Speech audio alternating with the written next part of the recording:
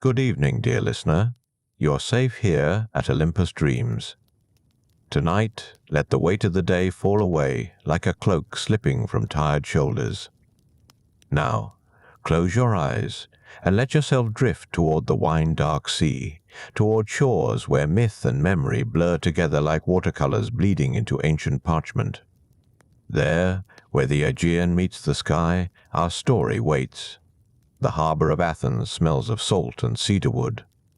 Gulls wheel overhead, their cries sharp against the soft rush of waves meeting stone. The morning sun hangs low and golden, painting the water in shades of amber and copper. Fishing boats rock gently at their moorings, their nets spread across the docks like sleeping creatures made of rope and shadow. At the harbor's edge stands a young man. His name is Theseus. He is perhaps 20 summers old, with dark hair that catches the wind and eyes the color of deep water. He wears a simple chiton, undyed linen that moves around his legs like sea foam. His feet are bare against the warm stone. In his hand he holds nothing. In his heart he carries everything. Before him, a ship prepares to sail. Its hull is painted black as midnight. Its sails hang heavy, dyed the color of mourning. Sailors move across its deck with practiced silence, their movements careful, almost reverent. They do not sing as sailors usually do. They do not laugh or call to one another. They work in quiet, punctuated only by the creak of rope and wood, the soft slap of water against the hull. Theseus watches them. He has watched ships like this leave Athens 7 times in his young life. Every 9 years, the same vessel departs. Every 9 years, it carries the same cargo. 14 young people, 7 youths, and 7 maidens, dressed in white like sacrifices. Which, in a way, they are. The tradition is old now. Old enough that grandmothers remember their grandmothers speaking of it. Old enough that it has worn grooves into the city's soul, the way water wears grooves into stone. Every 9 years, Athens sends its children across the sea to Crete. None of them return. This is the price. This is the tribute. This is what King Minos demands for the death of his son. Theseus knows the story. Every Athenian child learns it young, the way they learn to walk and speak and fear the dark. Long ago, Androgeus, the son of mighty Minos, came to Athens for the games. He was strong and beautiful and proud. He won every competition he entered. Wrestling, running, javelin throw. The discus spun from his hand like a bronze sun, landing farther than any mortal throw had right to reach. Some say the Athenians grew jealous. Others say it was an accident, a wild bull, a moment of poor judgment. The details have been smoothed away by time like river stones. What remains is simple. Androgeus died in Athens, and Minos, king of the greatest power in all the world, demanded payment. Not gold, not ships, not trade agreements or territorial concessions. Minos wanted blood. Young blood. Athenian blood. 14 lives every 9 years, sent to feed the creature that lived beneath his palace. The Minotaur. Half man, half bull. Born of curse and shame and ancient magic. Kept in a labyrinth so complex that no one who entered ever found their way back out. The first tribute sailed 45 years ago. Then again, 9 years later. Then again. And again. 5 times the black ship has departed. 5 times it has returned empty, its sails unchanged, its deck scrubbed clean of whatever grief had traveled there. And now the time has come again. Theseus stands very still. The wind moves his hair. The sun climbs higher. Around him, the city wakes slowly, reluctantly. Vendors begin to set up their stalls in the agora. Potters open their workshops. The smell of baking bread drifts from the houses that climb the hillside like white flowers growing toward the Acropolis. But here at the harbor, time feels suspended. The black ship waits. The sailors work in silence. And Theseus makes a decision that will change everything. He is the son of King Aegeus. This much is certain. His father sits in the palace above, old now, his beard gone grey as ash. Aegeus has ruled Athens for 30 years. He is wise and kind and tired. So very tired. The weight of sending children to their deaths every 9 years has bent him like a tree growing in constant wind. But Theseus is also, though few know it, the son of Poseidon. His mother, Aethra, lay with both king and god on the same night, and which father truly gave him life remains a mystery wrapped in divinity. Sometimes, when Theseus stands at the sea's edge, he feels something in his blood. A pull. A recognition. The waves seem to reach for him like curious fingers. He has grown up knowing both privilege and purpose. He has trained with the best warriors Athens can offer. He has learned to wrestle and run and fight. He has lifted the great stone beneath which his father placed sword and sandals, the test that proved his strength and birthright. He has proven himself again and again, and now he will prove himself once more. The sun reaches its zenith as Theseus walks away from the harbor. He moves through the city streets with purpose, climbing toward the palace. Citizens nod to him. They know his face. Some call blessings. Others simply watch him pass, their eyes holding questions they will not speak aloud. The palace sits at the city's heart, white stone gleaming against the blue sky. Guards stand at the entrance, spears held loose but ready. They step aside for Theseus without question. He enters the cool, shadowed halls where his father holds court. King Aegeus sits on a throne of carved olive wood. His robes are purple, the color of royalty, but they hang on him like regrets. His face, when he sees his son enter, brightens with love and then immediately clouds with concern. He knows that expression. He has seen determination in Theseus before. "Father," Theseus says, and his voice carries clearly through the hall. "I will join the tribute." The words fall like stones into still water. Ripples of shock spread through the assembled courtiers. Someone gasps. Someone else murmurs a prayer. Aegeus rises from his throne, suddenly looking every one of his 60 years. "No," he says. Simply. "Absolutely. I forbid it." But Theseus steps forward. His jaw is set. His hands are steady. The people suffer this grief every 9 years. Their children die while the king's son remains safe behind palace walls. This cannot stand. "I will go, father. I will face the Minotaur. And I will end this." The argument that follows is quiet but fierce. Aegeus pleads. He commands. He reminds Theseus that he is the heir, that Athens needs him, that one life cannot be worth the risk of everything. But Theseus remains unmoved. He speaks of duty, of justice, of the young men and women who have no choice, who draw lots and weep and say goodbye to families they will never see again. Finally, as the afternoon light turns golden through the windows, Aegeus understands that his son will not be swayed. The old king sinks back onto his throne, suddenly smaller, as if something essential has drained from him. His hands grip the carved armrests, knuckles white against dark wood. Outside, the afternoon has grown thick and honey gold. Shadows stretch long across the marble floor.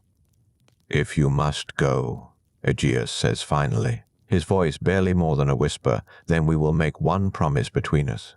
Theseus kneels before his father's throne. The stone is cool beneath his knee. "The ship sails with black sails," Aegeus continues. "Black for mourning, black for death. Every 9 years I watch those sails disappear across the water, and I know what they carry." He pauses, draws breath like a man surfacing from deep water.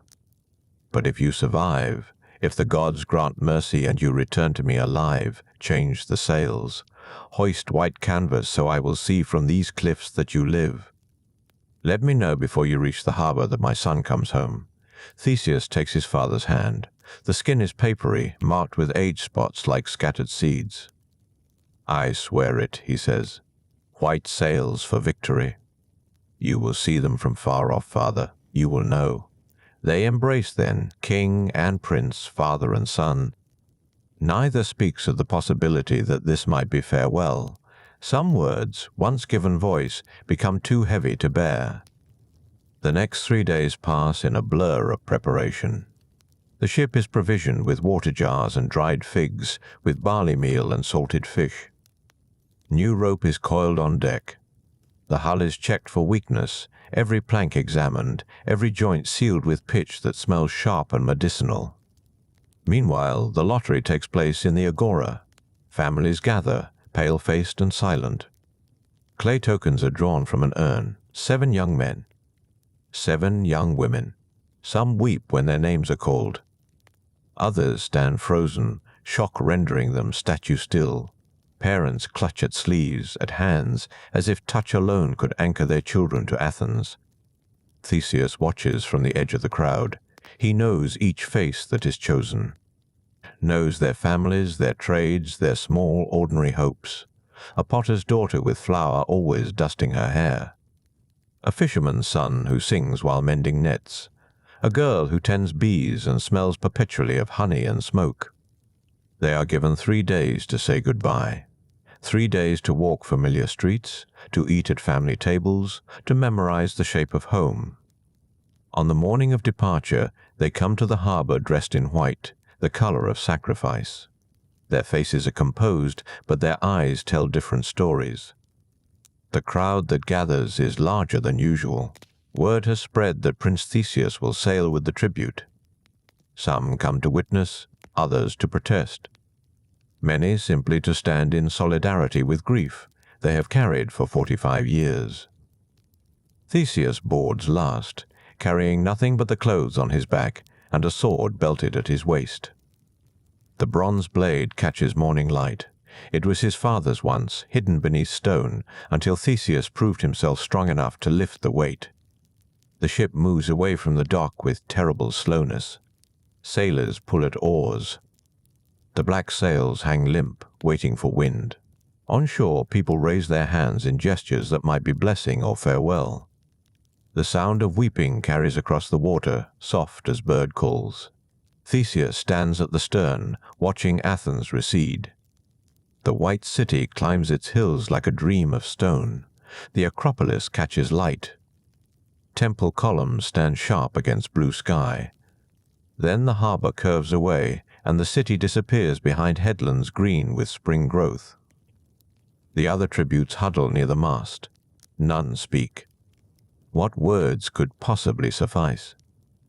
They are 14 souls sailing toward certain death in a floating coffin painted black. But Theseus moves among them. He learns their names properly, though he knows most already. He asks gentle questions. Where they were born, what work they do, whether they have siblings waiting at home. His voice is steady, calm as deep water. Slowly, gradually, some of the frozen terror in their faces begins to thaw. A girl named Periala tells him about her mother's loom, how the threads sing different notes when plucked. A boy called Nikon describes the olive grove his family tends, how the trees know the seasons better than any calendar. They talk because talking is better than silence. Because words are something to hold on to when everything else has been stripped away. The wind finds them at midday. It fills the black sails with a sound like distant thunder. The ship begins to move with purpose now, cutting through water the color of dark wine. Spray rises from the bow, fine as scattered pearls, tasting of salt and distance. Theseus stands at the rail and watches dolphins appear alongside. They arc through the waves with effortless grace, their backs gleaming wet and perfect. Some sailors claim dolphins are sacred to Poseidon, that they carry the souls of drowned fishermen, that they guide lost ships home. These dolphins keep pace for an hour, then veer away toward open water, vanishing as suddenly as they came. The sea stretches empty in all directions. Sky and water meet at a seam so perfect it might have been drawn with a ruler. Night falls like a curtain. Stars emerge, first one, then dozens, then thousands. The Milky Way spreads overhead like spilled cream. Ancient light. Light that left its source before any of them were born, traveling through darkness to arrive here now. Above this black ship carrying its burden of youth and sorrow. The tributes sleep fitfully, curled on deck beneath thin blankets. Theseus sits awake, watching constellations wheel slowly westward. He thinks of his father standing on palace walls, staring out at darkness, wondering if his son still breathes. He thinks of the promise made, white sails, a signal of survival. He will keep that promise. Whatever waits in Crete, whatever monster lurks in shadow beneath Minos's palace, he will face it and return. He must.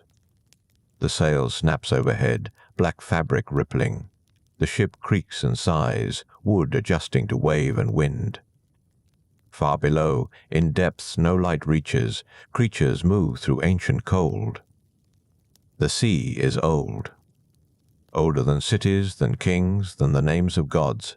It remembers everything and reveals nothing. Morning comes slowly, grey light spreading like spilled water. The tributes wake stiff and salt-crusted. Someone distributes breakfast, flatbread, and dried fruit, though few have appetite. The routine of eating provides rhythm, something to do besides think. They sail for 3 days, 3 nights. Time becomes strange at sea, measured not in hours but in the endless repetition of waves. Crest and trough. Rise and fall. The horizon remains always the same distance away, unreachable as tomorrow. Then, on the 4th dawn, someone calls out, "Land!"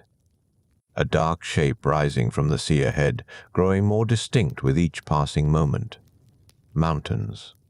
Pale buildings. The island of Crete, powerful and ancient, appearing from mist like a sleeping giant slowly waking. The tributes gather at the bow, silent, staring. This is the place. The end of their journey. The beginning of whatever comes next. Theseus stands among them, his hand resting on his sword hilt. The bronze feels warm, almost alive. Ahead, Crete grows larger. Details emerge. Arbors, ships, roads climbing hillsides. And somewhere beyond sight, hidden in shadow and stone, the labyrinth waits. The harbor at Knossos opens before them like a waiting mouth. Stone breakwaters curve protectively around, still water where dozens of ships rest at anchor. Some are trading vessels, broad-hulled and heavy with cargo. Others bear painted eyes on their prows, watching everything with gazes that never blink. The Athenian ship glides past them all, moving toward an empty dock where soldiers stand waiting. Theseus counts 12 guards. They wear bronze breastplates that catch morning light, and their spears stand vertical as young trees. Behind them, the city rises in layers, white buildings stacked against green hillsides like shells on a beach. The palace of Minos crowns the highest point, vast and sprawling, its walls painted colors that seem to shimmer in the heat. The ship bumps against the dock with a hollow sound. Ropes are thrown, caught, secured. The gangplank drops. For a long moment, nobody moves. Then a guard gestures with his spear, impatient, and the tributes begin to disembark. Their legs shake after days at sea. Solid ground feels strange, almost untrustworthy. They cluster together on the dock like sheep, white-robed and frightened, surrounded by bronze and indifference. Theseus descends last, his hand still resting on his sword. A guard notices and steps forward, palm extended. "Weapons," the man says simply. Theseus hesitates. The bronze sword is his father's gift, proof of lineage, the only piece of home he carries. But what good is a sword against the inevitable? He unbuckles the belt slowly and hands it over. The guard accepts it without comment, adding it to a collection of confiscated blades piled carelessly in a cart. They are led through streets that wind upward like rivers flowing in reverse. The city smells of baked bread, olive oil, flowers whose names Theseus doesn't know. People stop to watch them pass. Some faces show pity, others curiosity. A few display nothing at all, expressions smooth as river stones worn by centuries of water. Children dart between buildings, laughing and playing games with painted clay balls. Their joy feels obscene somehow, this close to death. But they are Cretan children. They do not fear the labyrinth. Their lives continue uninterrupted by the grim machinery of tribute and sacrifice. The palace gates stand open, bronze doors pushed back against walls decorated with frescoes of leaping dolphins. The entrance courtyard is vast, paved with stones fitted so precisely no mortar shows between them. Columns painted deep red support covered walkways. Somewhere nearby, water flows over rocks, the sound cooling the air. More guards appear, directing the tributes through corridors that twist and turn with bewildering complexity. Left, then right, then left again. Theseus tries to track the path, but loses count after the seventh turn. The palace is its own labyrinth, he realizes. A maze above ground, all bright paint and confusion, preparing them for the darkness that waits below. They emerge into a larger courtyard, this one open to the sky. Galleries surround it on all sides, filled with watching faces, courtiers in fine robes, servants with platters of fruit, children sitting on their parents' shoulders. Everyone has come to see the Athenian tributes, the latest offering to the hunger that lives beneath their feet. At the far end, on a raised platform, sits King Minos. He is old, far older than Theseus expected. His beard is white as sea foam, his face carved into deep lines by years and weather. He wears purple robes that pool around his throne like spilled wine. A crown of gold rests on his head, simple and heavy. His eyes are the color of winter seas, cold and measuring. Beside him stands a woman who must be Queen Pasiphae. She is beautiful in a way that makes Theseus uncomfortable, her face too perfect, too still, like a painted mask. She does not look at the tributes. She stares at some point beyond them, or perhaps at nothing at all. Other figures occupy the platform, priests in white, advisors in dark robes, guards standing motionless as statues. Theseus cannot quite read. She is perhaps 20, with dark hair bound in elaborate braids woven through with golden thread. Her dress is deep blue, the color of twilight water. Unlike her mother, she looks directly at them, her gaze moving from face to face as if memorizing each one. When her eyes reach Theseus, they pause. He feels the weight of that gaze. It is not cruel, not indifferent. Something else. Something that might be recognition, though they have never met. Something that might be sorrow. A herald steps forward, unrolling a scroll. His voice echoes across the courtyard, formal and practiced. The tribute from Athens has arrived, 7 men, 7 women, as agreed by treaty and sacred oath. They will be held in comfort until the appointed time, then delivered to the labyrinth to face the guardian that dwells within. The words fall like stones into still water. Comfort. Appointed time. Guardian. Such gentle language for what everyone knows is simply murder dressed in ritual. Minos raises one hand. The herald falls silent. The king's voice, when he speaks, is surprisingly quiet. Everyone leans forward to hear. Athens sends its youth to pay for old debts. Blood for blood. Justice for my son Androgeus, who died on Athenian soil through treachery and ambition. He pauses, letting the words settle. You are not criminals. You are payment. Accept your fate with dignity, and your names will be remembered. Theseus feels anger rising in his chest like floodwater. He wants to shout, to argue, to point out that this tribute punishes children for crimes they never committed, that justice built on endless revenge is no justice at all. But he forces himself to remain silent. Anger will accomplish nothing here. Minos gestures to the guards. Take them to the guest quarters. See, they are fed, treated well. The tributes are led away through more twisting corridors. Behind them, the courtyard murmurs with conversation, the crowd already dispersing. The spectacle is over. Tomorrow there will be other entertainments, other distractions from the weight of complicity. The quarters they are given are indeed comfortable, a series of connected rooms opening onto a small garden courtyard. Beds with linen sheets, tables set with bread, cheese, wine, fruit piled in bronze bowls. Everything designed to soothe, to soften, to make the waiting easier. But it is still a cage. Guards stand at the only exit. The windows overlook a sheer drop to rocks far below. They are prisoners granted the illusion of hospitality. Periala sits on one of the beds and begins to cry, quietly, hopelessly. Others join her.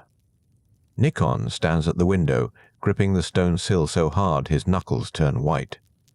Someone overturns a bowl of fruit, sending pomegranates rolling across the floor like small red whirls. Theseus moves among them again, offering what comfort words can provide. Which is little, which is almost nothing. But it is all he has. Night falls. Oil lamps are lit, food is brought and mostly ignored. Eventually, exhaustion claims them. One by one the tributes sleep, curled on beds or slumped in corners, finding whatever rest fear allows. Theseus remains awake. He stands at the window, looking out at the palace spread below. Lights flicker in distant rooms. Somewhere, musicians play. Life continues. The moon rises over Crete, full and bright, turning the world silver and strange. And somewhere in this vast complex of stone and painted walls, the young woman with the careful eyes lies awake as well, staring at ceiling frescoes she has known her entire life. Thinking about strangers and threads and choices that cannot be unmade once the first step is taken, the moon moves slowly across the sky, marking hours that feel both endless and too brief. Theseus watches shadows shift across the courtyard stones, listening to the sleeping breaths of the other tributes. Somewhere distant, a dog barks once, then falls silent. The palace settles into its own deep rhythms, ancient stones holding secrets in the darkness. He thinks of his father standing on the Athenian shore, watching the black sails disappear toward the horizon. He thinks of the promise they made, white sails for survival, black for death. Such a simple signal, such a fragile hope. A sound interrupts his thoughts. Footsteps in the corridor outside, soft and deliberate. The guards murmur to someone. A woman's voice responds, too quiet for him to make out words, but carrying unmistakable authority. The footsteps continue, growing closer. Theseus turns from the window as the door to their quarters opens. The young woman from the throne room stands in the entrance, a small oil lamp in her hand. The flame catches gold in her braided hair. Her expression is unreadable in the uncertain light. She gestures for silence before anyone can speak, raising one finger to her lips. Then she beckons to Theseus. The invitation is clear. Come, alone. Now. He hesitates only a moment. Whatever this is, whatever she wants, it may be the only chance they have. He crosses the room carefully, stepping around sleeping bodies. Periala stirs slightly but does not wake. Nikon's breathing remains steady and deep. In the corridor, the guards have withdrawn to a respectful distance. The woman leads Theseus away from the guest quarters, through passages he has not yet seen. They walk in silence, her lamp creating a small bubble of light in the surrounding dark. The palace sleeps around them, vast and dreamlike. She takes him to a small room overlooking the eastern gardens. Cushions are scattered on the floor around a low table. A window stands open to the night air, bringing in the scent of jasmine and something else, something sweet he cannot name. She sets the lamp down and finally speaks. My name is Ariadne. Her voice is quiet but steady. I am daughter to King Minos and Queen Pasiphae. I watched you arrive today with the others." Theseus inclines his head slightly. "Princess, not that. Just my name." She sits on one of the cushions, gathering her blue dress around her. "I asked you here because I need to know something. When the guards brought you through the palace, you looked at the corridors differently than the others. You were counting the turns, measuring distances. Why?" He considers lying. Decides against it. "Because I intend to survive the labyrinth. And surviving requires understanding." Ariadne studies him for a long moment. "You are either very brave or very foolish. The labyrinth was designed by Daedalus, the greatest craftsman who ever lived. Its passages twist and double back. There are sections that seem identical, corridors that lead nowhere, chambers that echo sounds until you cannot tell which direction they come from. Even Daedalus himself admitted he could lose his way inside if he entered without preparation. Then I will be very careful." Careful. She almost smiles, though there is no humor in it. "The last group of tributes was careful too. We found 3 of them wandering the outer passages 4 days after they entered, half mad with thirst, completely lost. They died before reaching the center. The Minotaur never even found them." Theseus moves to the window, looking out at shadows cast by moonlight across the garden below. A fountain trickles somewhere in the darkness. "You call it the Minotaur." "Not him, not my brother. Just the Minotaur, like it is a thing without connection to you." Ariadne's face tightens. "What do you know of my family's shame?" "Only what everyone knows. That your mother was cursed by the gods. That she bore a child neither fully human nor fully beast. That your father built the labyrinth to hide what could not be destroyed." He turns back to face her. "I know it is not the creature's fault. That it suffers too, in its own way." She stands abruptly, crossing to a shelf where a collection of small clay figurines are arranged, bulls mostly, and dancers leaping over their horns. Her fingers touch one gently. "When I was young, I would sometimes hear him. It. My brother who is not my brother. At night, through the palace stones. Sounds like crying, sounds like anger. My mother would pretend not to hear. My father would call for musicians to play louder. Ariadne." Theseus says her name carefully. "Why did you bring me here?" She turns to face him fully. In the lamplight, her eyes are darker than before, deep as wells. "Because I am tired of watching people die for old crimes. Because when I saw you standing in the courtyard today, you looked at us with something other than fear or hatred. You looked at us like we were simply people capable of choice." She pauses. "Because I think perhaps you are different from the others who have come before. And I think perhaps I can help you, if you are willing to trust me." The words hang between them. Outside, the fountain continues its quiet song. The jasmine scent grows stronger, or perhaps Theseus is simply noticing it more. Everything feels sharp suddenly, vivid, as if the world has narrowed to this small room, this moment, this choice. "What kind of help?" he asks. Ariadne crosses to a wooden chest in the corner. She opens it, reaches inside, and withdraws something wrapped in linen cloth. When she unfolds the cloth, Theseus sees a ball of thread, thin, tightly wound, dyed a deep red that looks almost black in the uncertain light. "The labyrinth's secret is not its complexity," she says quietly. "It is that people panic once they are inside. They run, they try to escape. They make turns without remembering which direction they came from. But if you had a way to mark your path, a way to trace your steps backward, you could find your way out again, even if it took days." She holds the thread out to him. "Tie one end to the entrance post when you go inside. Keep the ball in your hand as you walk. Let it unwind behind you. No matter how deep you go, no matter how many turns you make, you will always be able to follow it home." Theseus stares at the thread. Such a simple thing. Wool spun and dyed and wound into a sphere no larger than an apple. And yet it represents possibility, hope, the difference between wandering forever and finding the way back to light. Why would you give me this? His voice comes out rougher than intended. Your father wants us dead. The treaty requires it. Athens must pay the blood price for his son. Why would his daughter help me undo that?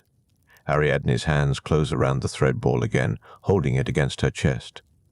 Because I am tired of living in a palace built on grief and shame. Because the tribute will not bring Androgeus back to life.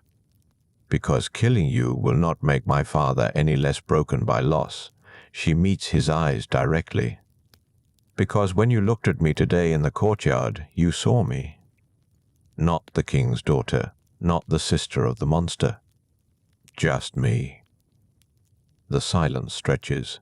Theseus can hear his own heartbeat suddenly, loud in his ears. Can feel the weight of what she is offering, what she is risking. If your father discovers you helped me, he will not. She says it with absolute certainty. The guards outside are loyal to me. They will say I came to pray in the garden, as I often do when I cannot sleep. And you will say nothing of this meeting to the other tributes until after you return from the labyrinth. Some secrets must be held close to survive. Theseus takes a slow breath, makes his choice. Then I accept your gift. And your trust. Both are more valuable than you know. Ariadne steps forward and places the thread ball in his hands. Her fingers brush his palm briefly, warm and solid. Riedel. This is happening. This strange midnight alliance. This act of defiance wrapped in red wool. There is something else, she says softly. Something I must ask in return. Name it. When you leave Crete, when you sail back to Athens with the others, take me with you. The words land like stones in still water. Theseus stares at her, understanding dawning slowly. You want to abandon your home, your family, everything you have known. I want to be free of this palace that is its own kind of labyrinth. Her voice remains steady, but he can hear the emotion underneath, carefully controlled. I want to live somewhere that does not smell of blood and old grief. Is that so much to ask? Theseus looks down at the thread in his hands. Red as poppies, red as wine. Red as the cord that might connect their two fates if he agrees, if he survives, if any of this works at all. If I make it out alive, he says slowly, if I defeat what waits at the labyrinth's center and find my way back using your thread, then yes, you will have a place on our ship, a place in Athens. A new life, if you truly want it. Ariadne's shoulders drop slightly, releasing tension he had not realized she was holding. Thank you. Do not thank me yet. We must both survive the next few days first. She nods, wraps the thread ball carefully in its linen cloth again, and tucks it into a fold of his chiton where it will remain hidden. Her hands are efficient, practiced. She has thought this through carefully. Planned each step. Go back to the others now, she says. Sleep if you can. The labyrinth will not open for 3 more days. My father observes certain rituals first. Prayers to Poseidon. Offerings at the temple. These things take time. 3 days. Theseus commits it to memory. I will not come to you again before then. It would draw suspicion. But when the guards lead you to the labyrinth entrance, I will be watching. I will see you go in. And I will wait at the harbor with a boat prepared, ready to leave the moment you emerge. If I emerge, Theseus thinks, but does not say. Instead, he simply nods. Ariadne leads him back through the dark corridors to the guest quarters. The guards have not moved from their positions. They acknowledge her with slight bows, acknowledging nothing unusual in this midnight walk. When she opens the door to let Theseus slip inside, her expression is calm, revealing nothing. Sleep well, stranger from Athens, she says, just loud enough for the guards to hear. A princess dismissing someone beneath her notice. Then she is gone, footsteps fading down the passage, lamplight retreating until darkness closes over everything again. Theseus stands in the doorway for a moment, feeling the hidden weight of thread against his ribs. Then he moves carefully back to his place by the window. The moon has traveled further across the sky. Dawn is still hours away. But somehow the night feels different now, less hopeless, less certain. He touches the hidden thread once, briefly, then settles himself against the wall, letting his eyes close at last. Around him, the tributes sleep on, unaware that anything has changed, unaware that hope has been offered in the form of a red thread and a princess who cannot sleep. Outside, Crete dreams its ancient dreams. And somewhere far below the palace, in passages that wind like thoughts through stone, something stirs in darkness, waiting for the tribute that will come in 3 days' time. Neither cruel nor kind, simply what it was made to be. The thread waits too, wound tight, holding the promise of a path not yet taken, a way home not yet earned. Everything balanced on the edge of what might be, what could be, what will be, if courage and thread both hold. Theseus sleeps finally, and dreams of red lines unwinding through impossible dark, leading always toward the light. The days that follow move with the strange slowness of water dripping onto stone. Each hour stretches. Each moment holds its breath. Theseus wakes on the first morning to find sunlight pouring through the eastern windows, turning the palace walls the color of honey. The other tributes stir slowly, reluctantly, pulling themselves from sleep into the reality of where they are and why they have come. Breakfast arrives on painted trays carried by silent servants. Figs and bread, cheese drizzled with honey, wine mixed with water in the Cretan fashion. The food is generous, almost kind, which somehow makes it worse. They are being fattened, Theseus thinks, or simply treated well before the end, the way one might gentle a horse before leading it to sacrifice. Periala sits near the window, braiding and unbraiding her hair with nervous fingers. Nikon attempts conversation, but his voice dies halfway through each sentence, swallowed by the weight of waiting. The thread hidden beneath Theseus's chiton feels warm against his skin, present, real, a secret that pulses with each heartbeat. They are not imprisoned exactly. Guards stand at the corridor entrances, but do not prevent movement within certain boundaries. The tributes are permitted to walk in the eastern gardens, a sprawling maze of its own, though one made of cypress and flowering oleander rather than stone. Theseus spends the afternoon there, memorizing paths, studying the way shadows fall, training his mind to hold patterns. A fountain burbles at the garden center, bronze dolphins spouting water into a basin lined with blue tiles. He sits beside it for a long time, watching light play across the surface, listening to the liquid music. Somewhere beyond the garden walls, the sea murmurs its endless conversation with the shore. Gulls cry overhead, their voices sharp and lonely. Ariadne does not appear. True to her word, she keeps her distance. But twice Theseus catches glimpses of her on distant balconies, moving through palace corridors like a figure in a fresco, present but untouchable. Once their eyes meet across a courtyard filled with priests preparing offerings. She looks away first, her face carefully blank, revealing nothing. The second day passes in similar fashion. The tributes grow quieter, turning inward, each wrestling with private fears. Some pray to Athenian gods, whispering old familiar names into the foreign air. Others simply sit and stare at nothing, eyes glazed with resignation. Theseus finds himself thinking of his father, wondering if Aegeus stands even now on Athenian cliffs, scanning the horizon for returning ships, counting days until he might see his son again. The promise about the sails rises unbidden in his memory. White for survival. Black for death. Such a simple signal. Such an easy thing to remember. He will not forget, he tells himself. When the time comes, when Crete fades behind them and Athens rises ahead, he will change those sails himself. His father will know. Will see. Will understand that hope was not misplaced. On the third morning, the atmosphere shifts. Servants arrive earlier than usual, carrying fresh clothing. Simple white tunics, unadorned, the kind worn for religious ceremonies or funerals. The tributes dress in silence, helping each other with ties and fastenings, hands shaking slightly. This is it, then. Today, the waiting is nearly finished. Guards appear in the doorway as the sun reaches its zenith. Not the usual palace sentries, but larger men, ceremonial armor polished to mirror brightness, spears held at identical angles. Their captain speaks in formal Cretan Greek, words rehearsed and ancient.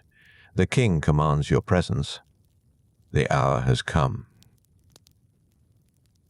They walk through corridors Theseus has not seen before, deeper into the palace complex, past rooms where incense burns in bronze braziers and priests chant in rhythms older than memory. The walls here are painted with images of bulls, great charging creatures with lowered horns and wild eyes. Between them dance figures in elaborate dress, leaping over the animals' backs in displays of impossible courage. The bull dancers of Crete, performers in sacred games that blend worship and danger into something beautiful and terrible. The procession moves down staircases that spiral like shells.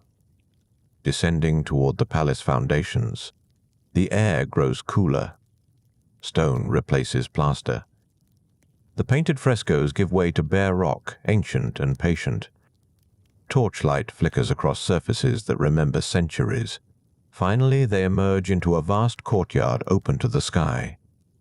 King Minos waits here upon a throne of carved stone, his face stern and distant as mountain peaks. Priests stand arrayed behind him, holding ceremonial objects Theseus does not recognize. And there, among the court attendants, stands Ariadne.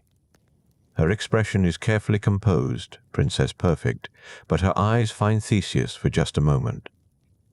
A brief acknowledgement, a silent reminder that not all here wish him dead. The courtyard ends at a wall of massive stones fitted together without mortar, each block shaped to its neighbors with impossible precision. Ancient work. Titan work, some say, though Theseus knows that human hands can achieve wonders when properly motivated. And at the wall's center yawns an opening, dark as a held breath, wide enough for 3 men to walk abreast. No door bars it, no gate prevents entry.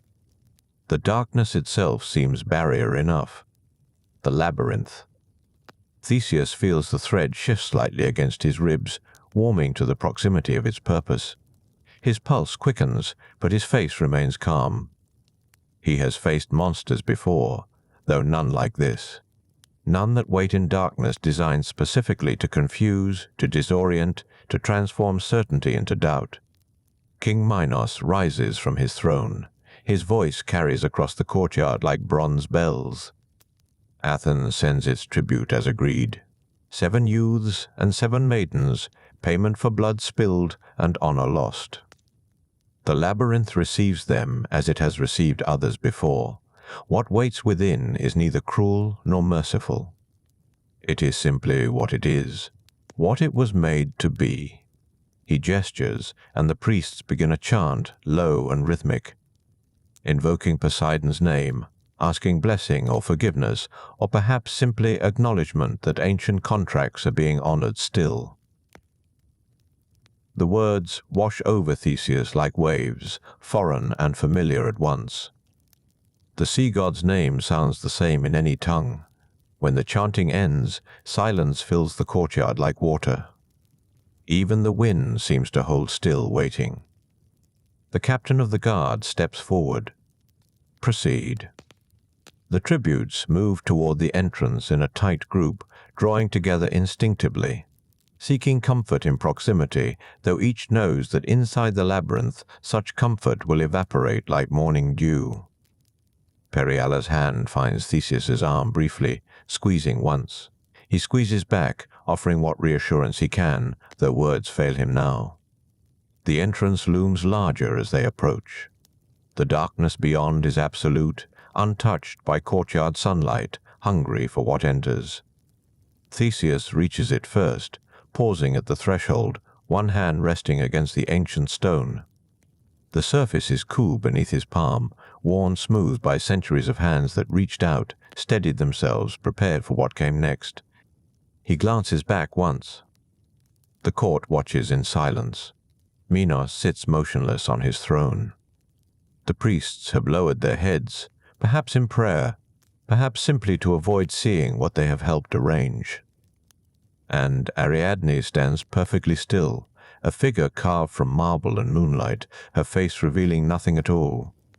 But her eyes meet his one final time.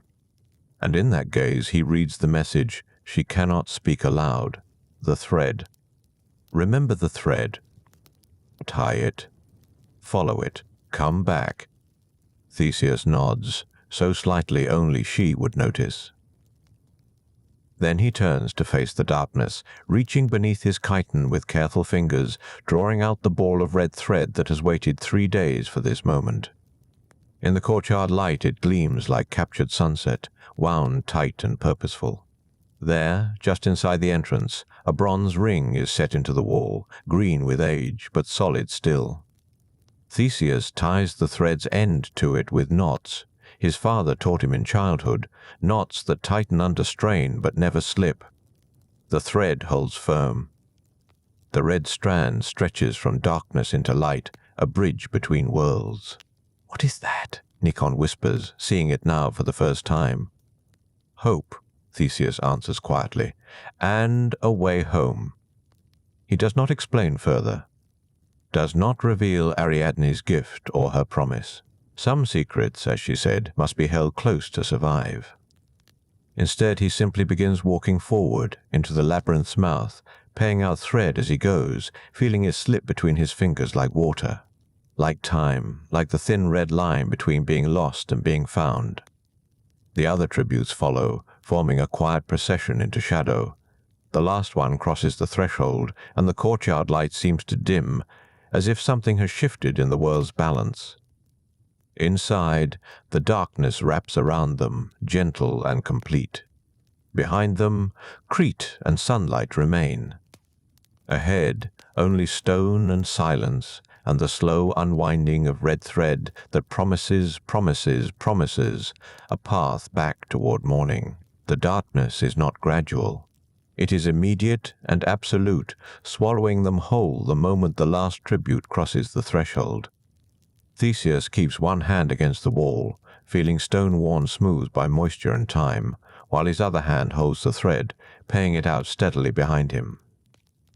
The weight of the ball grows lighter with each step, a strange comfort in the dark. Progress measured not by sight but by touch, by the slowly diminishing weight in his palm. Behind him, the tributes move in silence, broken only by breathing and the soft scuff of sandals on stone. Someone's hand brushes his shoulder, seeking reassurance of proximity. He does not pull away. Here in the dark, human contact becomes its own form of navigation, proof that the world still contains warmth and life. The air inside the labyrinth tastes of old stone and damp earth, cool against his skin after the courtyard's sun-baked heat. No wind moves through these passages. The atmosphere sits heavy and still, as if the maze holds its breath, waiting to see what these new arrivals will do, where they will turn. How quickly they will lose themselves in corridors designed for exactly that purpose.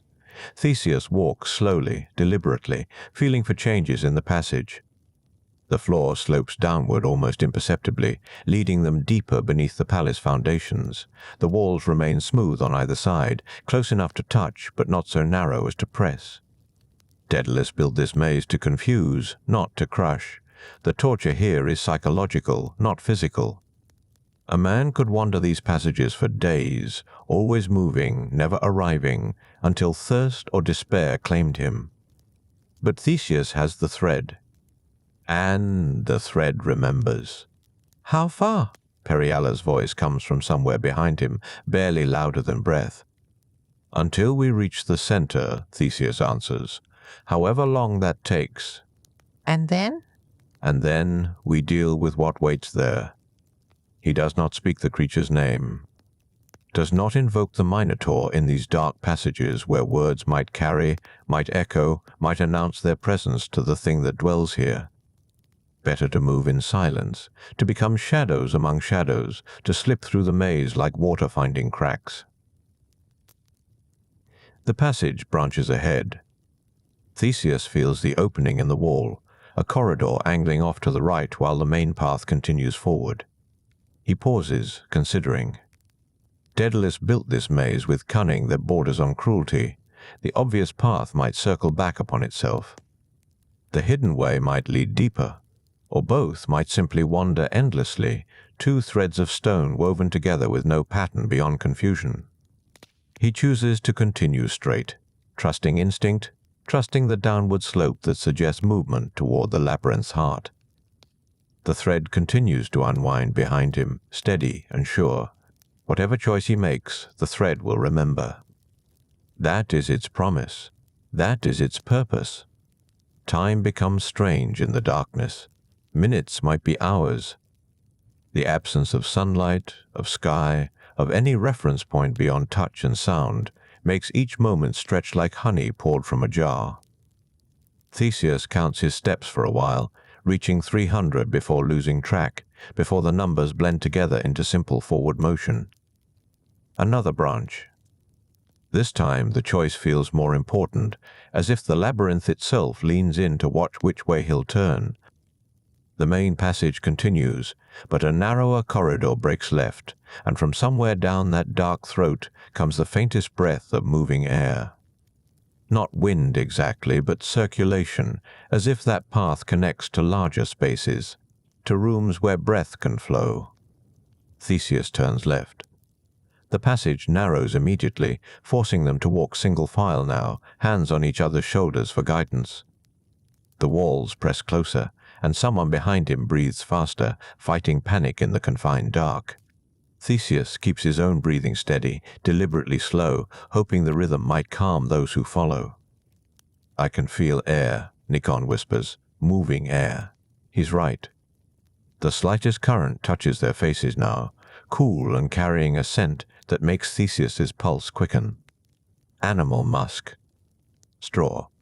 The smell of something large and living kept in close quarters. They are getting near.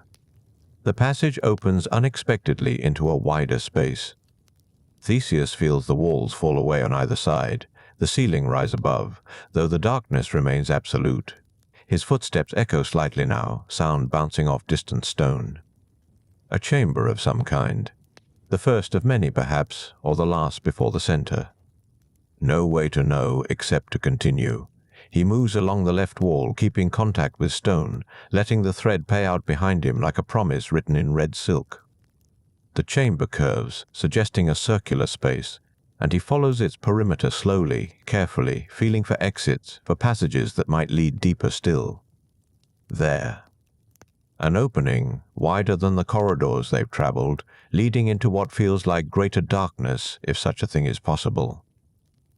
Theseus pauses at its threshold, listening. From somewhere ahead comes sound, faint but unmistakable.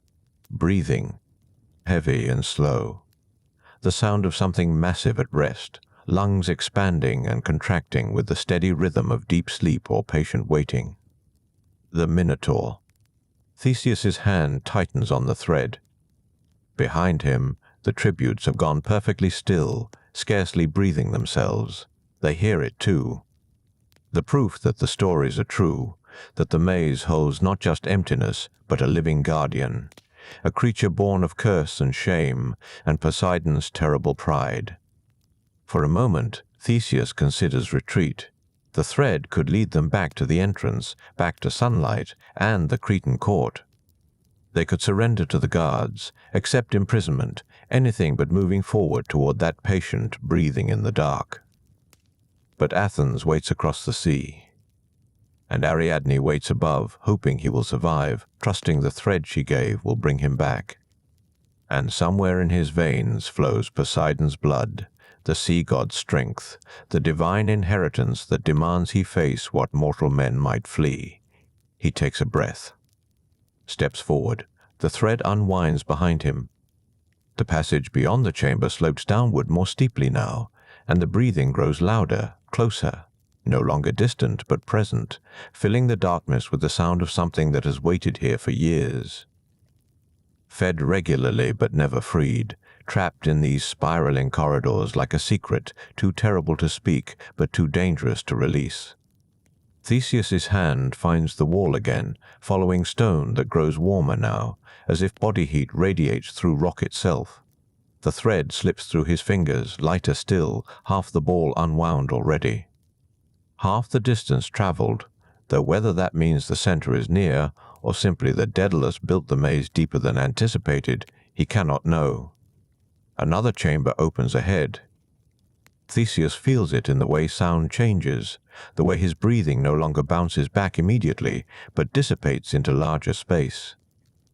And with it comes stronger scent, overwhelming now, straw and animal and something older, the smell of stone that has never known sunlight, of earth that predates human walking.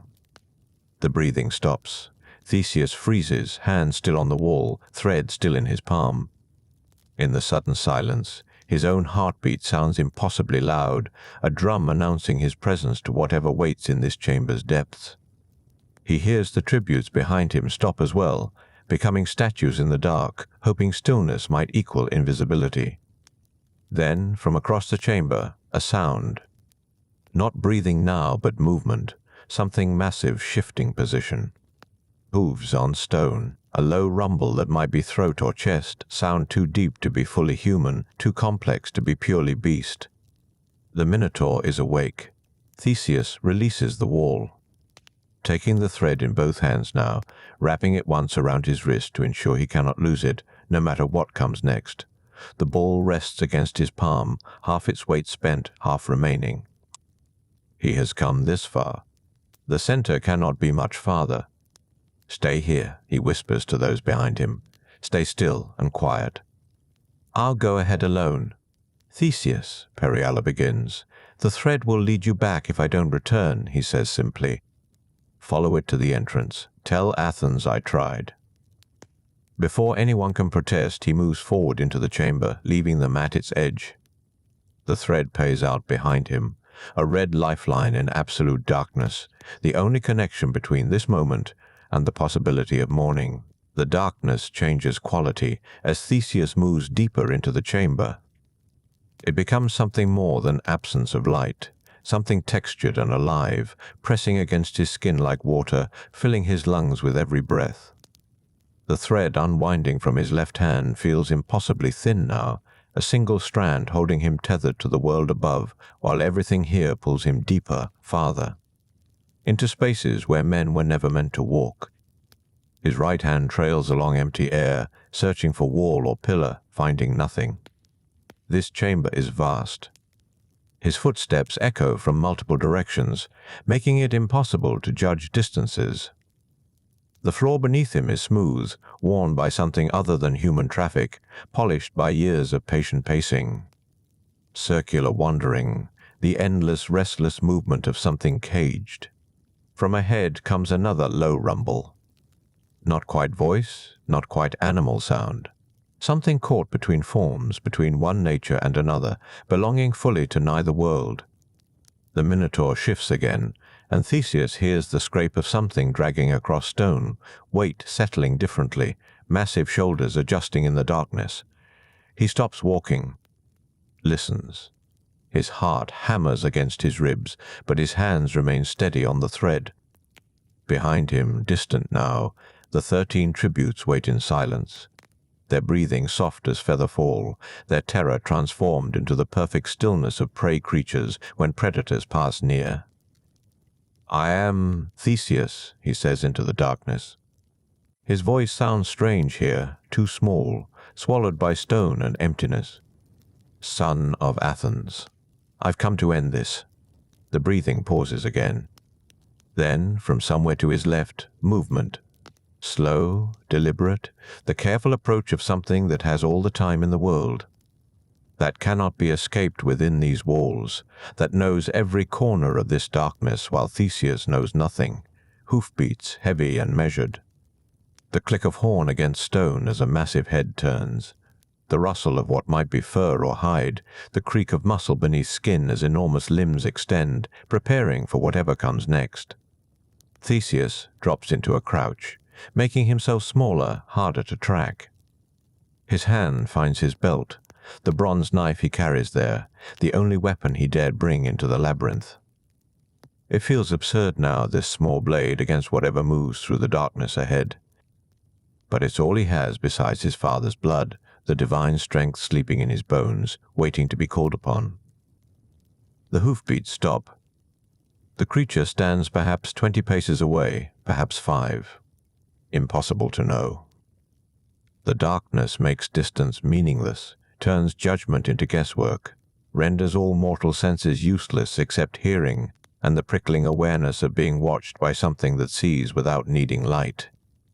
Theseus tightens his grip on the knife, feels the thread still wrapped around his wrist, the ball growing lighter still with each moment, each breath, each second of waiting.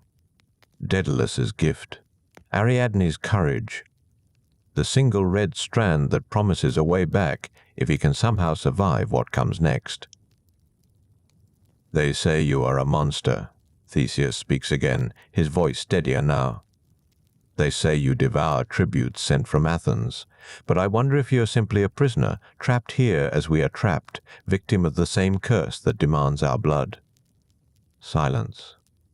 Then, unexpectedly, a sound that might be laughter or might be weeping, too mixed together to separate, too human to dismiss, and too strange to fully understand. The Minotaur shifts again, and Theseus hears chains rattle, iron against stone, shackles perhaps or collar. Proof that even here, in the darkness designed to hold him, the creature requires further restraint. They fear what they have made, comes a voice from the darkness. Not full speech, not quite, but words shaped by a mouth that was not built for speaking, consonants grinding against bull teeth, vowels forced through a throat too wide and deep for human language. They fear their own shame-given form. Theseus's breath catches. The creature speaks. All the stories called the Minotaur a mindless beast, a savage thing that knew only hunger and violence. No one mentioned intelligence, awareness, the terrible consciousness of being both man and monster, belonging nowhere. Claimed by nothing except these endless corridors and the darkness that has become its only companion. I did not ask to be made, the voice continues, heavy with something that might be grief. Did not choose this body, this hunger. They call me Asterion, a name I wear like these chains, both gift and curse from the mother who bore me. The hoofbeats begin again, pacing now, slow circles in the darkness.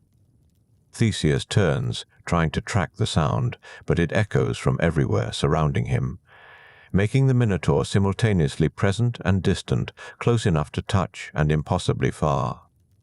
I know, Theseus says quietly, I know you did not choose this. But Athens bleeds, and my people suffer, and the only way to end the tribute is to end what demands it. Then end me, Asterion says simply. I have lived too long in darkness already. Lived too long as proof of my mother's punishment, my father's shame. Perhaps death is the kindness no one else dared offer. The words hang in the darkness like breath in winter air. Theseus feels something shift inside him, the certainty he carried from Athens cracking like old pottery. He came here expecting a battle, a monster to slay, a clear enemy requiring clear action. Instead, he finds tragedy, a creature as trapped by circumstance as the tributes who feed it, a being that never asked to become what terror and divine wrath shaped it into. But Athens still waits. The black sails still hang ready. His father still watches the horizon, hoping for white. And behind Theseus, 13 young lives depend on what happens in this darkness, on whether he can find the courage to do what must be done, even when doing it feels like extending rather than ending cruelty. The thread pulls slightly at his wrist, reminding him it exists, that return remains possible, that Ariadne's gift has brought him this far and can still carry him home. I'm sorry, Theseus whispers. I know, Asterion replies. Then the Minotaur charges. The sound fills the chamber like thunder, hooves striking stone in rapid percussion, massive weight crossing the distance in heartbeats. Theseus throws himself sideways, rolling across smooth floor, knife still clutched in his right hand, thread still wrapped around his left wrist. He feels air move as something huge passes where he stood, feels the heat of the creature's body like standing too near a forge. He comes up running, pure instinct guiding him, divine blood singing in his veins. His free hand finds a pillar. The chamber has pillars, he discovers. Stone columns rising into darkness, and he circles behind it, putting stone between himself and the pursuing creature. Asterion turns with surprising speed for something so large. Theseus hears the scrape of hooves seeking purchase, the low rumble of breath expelled in effort.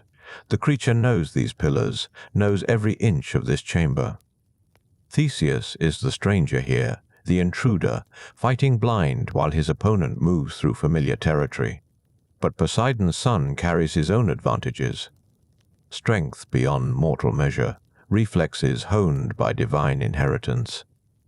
The thread that cannot be broken, that will not tangle or betray, that leads always toward light if only he can survive long enough to follow it. They circle each other in the darkness. Predator and prey trading positions with each moment, each movement. Human hands find stone. Divine strength coils in muscle and bone. The thread unwinds its final length, the ball nearly empty now, the center reached at last. All that remains is ending what began here years ago, in blood and curse and shame, too terrible to be spoken aloud, but too powerful to be forgotten. The final confrontation waits, patient as the darkness itself, inevitable as dawn. The chamber breathes around them, stone holding centuries of secrets in its polished silence. Theseus's fingers trace the pillar's curve, feeling grooves worn smooth by water or time or both. The bronze knife feels impossibly small in his grip, a child's tool brought to face something that was never meant to exist. Asterion moves again. And this time, Theseus hears something beyond the hooves and chains, a pattern. The creature circles always to the left, favoring one side, compensating for weight distributed unevenly across a frame that nature never designed. The knowledge settles into Theseus's mind like a gift, like strategy written in darkness. He shifts right, quiet as thought, letting the Minotaur's next charge carry past him. Feels the displaced air, the massive shoulder that could crush bone like dry leaves, the horn that could open him throat to belly before he drew breath to scream. But divine reflexes pull him clear, and he's already moving, already adjusting, learning the rhythm of this terrible dance. You fight well for a prince. Asterion says between breaths, and there might be approval in the grinding voice, or simply observation. Better than the others who came with bronze and courage and nothing else. Did they suffer? Theseus asks, because suddenly he needs to know. Needs to understand whether the tributes died in terror or found some measure of peace in their final moments. A pause, heavy as the darkness itself. I made it swift, the Minotaur replies. What kindness I could offer, I offered. But hunger is not negotiable, and the labyrinth demands what it demands. The words carry weight beyond their simple meaning. Theseus understands suddenly that Asterion has been prisoner and executioner both, forced to consume what he never wished to destroy. Made monstrous not by choice but by the cruel architecture of divine punishment and human shame. Ariadne grieves for you. Theseus says, and it's true, he realizes. The princess who gave him thread and hope carries sorrow for her half-brother, for the creature her mother bore in darkness and desperation. For the family curse that transformed love into horror. Tell her to stop. The Minotaur's voice softens, becomes almost human for a moment. Tell her I was already gone before she learned to speak my name. What remains here is echo, repetition, meat and muscle performing the function Minos assigned it. Asterion died long ago. This is merely what hunger and solitude shape from his bones. The creature charges again, but this time Theseus doesn't run. He plants his feet, calls on the strength sleeping in his blood, the power Poseidon wove into his conception. The divine heritage wakes like lightning in his veins, and when Asterion crashes toward him through the darkness, Theseus is ready. He moves left at the final instant, lets the massive bulk surge past, and brings the bronze knife up in a single fluid motion. The blade finds flesh beneath the heavy shoulder, slides between ribs with terrible precision, seeks the heart that beats somewhere in that impossible chest. Asterion stumbles, crashes against stone, chain rattling like rain on bronze. The wounded sound that emerges is neither human nor bull, but something caught eternally between, a voice that will never belong anywhere except here, in the darkness that was both prison and only home. Theseus pulls the knife free, and warm blood spills across his hand, across the thread still wrapped around his wrist. The smell fills the chamber, copper and salt and something older, like earth after rain, like the sea before storms. "Thank you," Asterion whispers. And the words are almost clear now, almost perfect, as if dying has granted the gift of speech that living always denied. Thank you for ending what should never have begun. The massive body settles against stone, breath slowing, the great heart finding its final rhythm. Theseus kneels beside the creature, one hand still holding the knife, the other reaching out to touch the rough hide. The matted fur, the impossible fusion of man and beast that divine anger created, and human shame imprisoned. "I will tell them," Theseus promises. "I will tell them you were more than monster, more than the story they needed you to be. I will tell them Asterion died as he lived, trapped between worlds, belonging nowhere. Claimed by nothing except the curse that shaped you. But Asterion is already past hearing, already gone to whatever place awaits those who were never meant to exist in the first place." The breathing stops. The darkness seems to expand, filling the space the Minotaur's presence held. And Theseus is alone in the center of the labyrinth, blood on his hands and thread on his wrist, and the weight of necessary murder settling into his bones like winter cold. He stands slowly, joints stiff from tension and grief, and the terrible knowledge that victory and sorrow can occupy the same moment, can both be true simultaneously without cancelling each other out. The thread pulls gently at his wrist, patient as always, waiting to lead him home. Behind him, 13 tributes wait in the darkness of distant corridors, trusting that the prince who volunteered will prove stronger than the monster that claimed so many before. Ahead lies the long walk back through wandering walls, the return to light and life and the world beyond these stone confines. And somewhere above, Ariadne watches the labyrinth entrance, counting heartbeats, hoping against hope that the thread she gave will prove sufficient. Theseus looks down at the fallen creature one final time.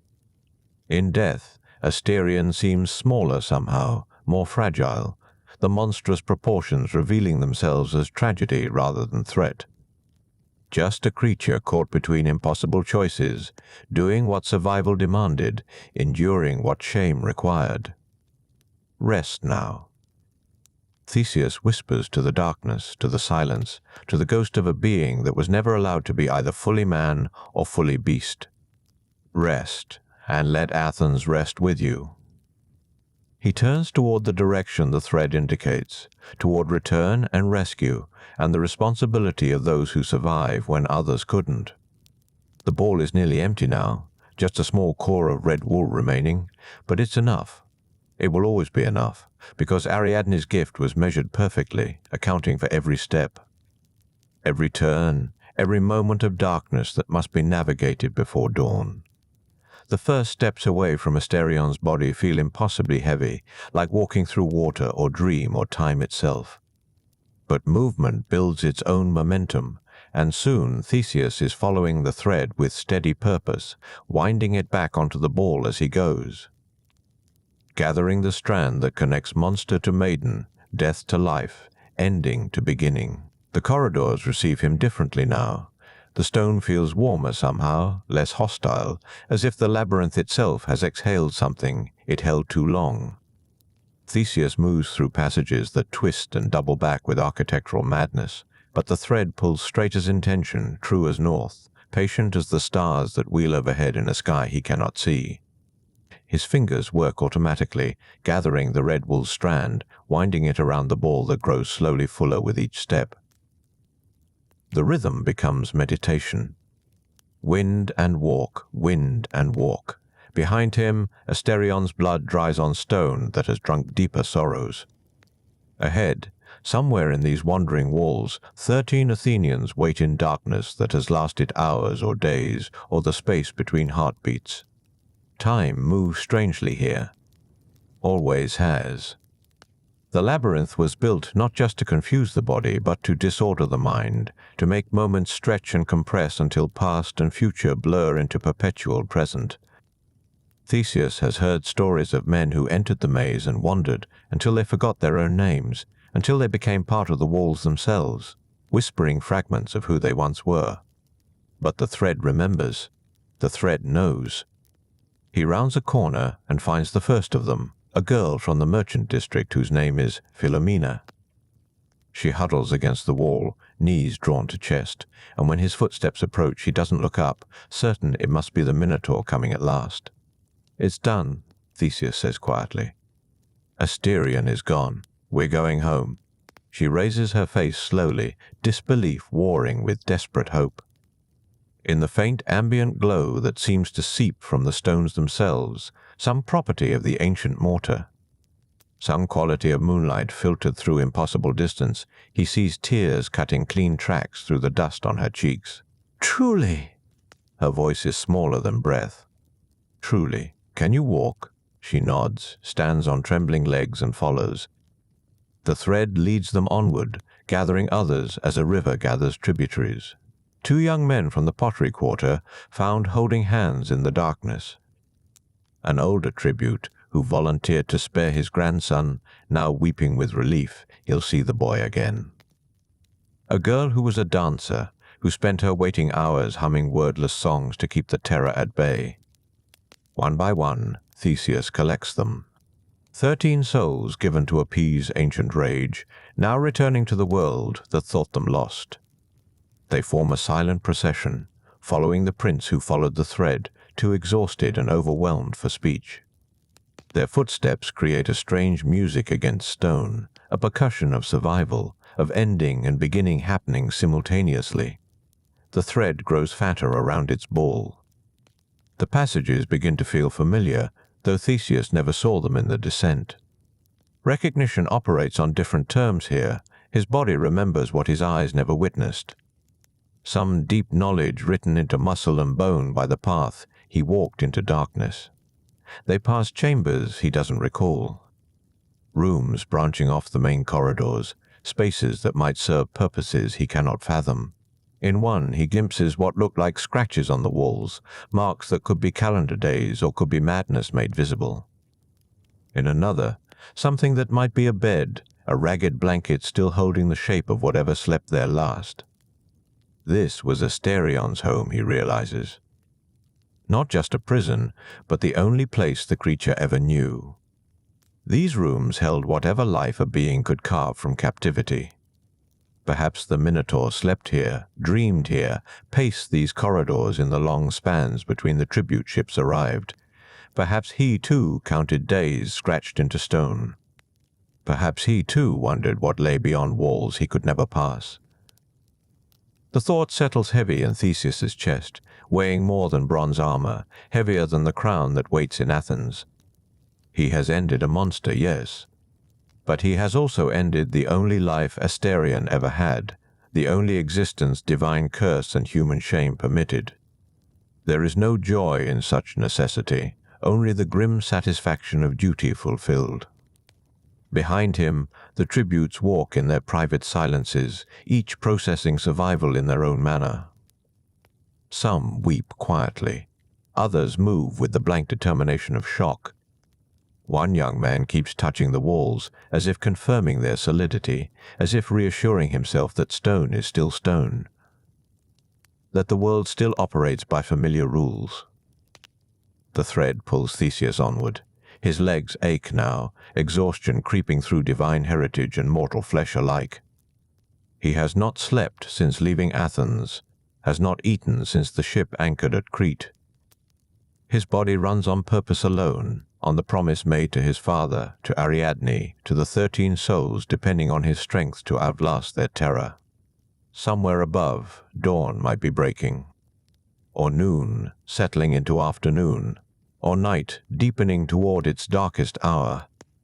The labyrinth keeps its own time, acknowledges no sun or season.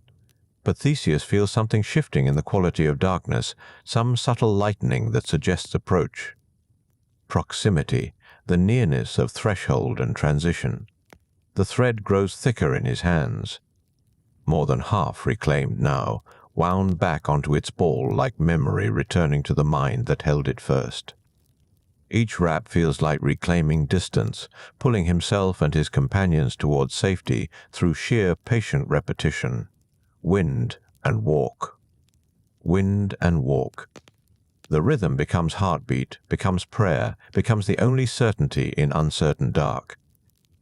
They pass a corridor where water drips somewhere unseen, the sound creating echoes that multiply and fade.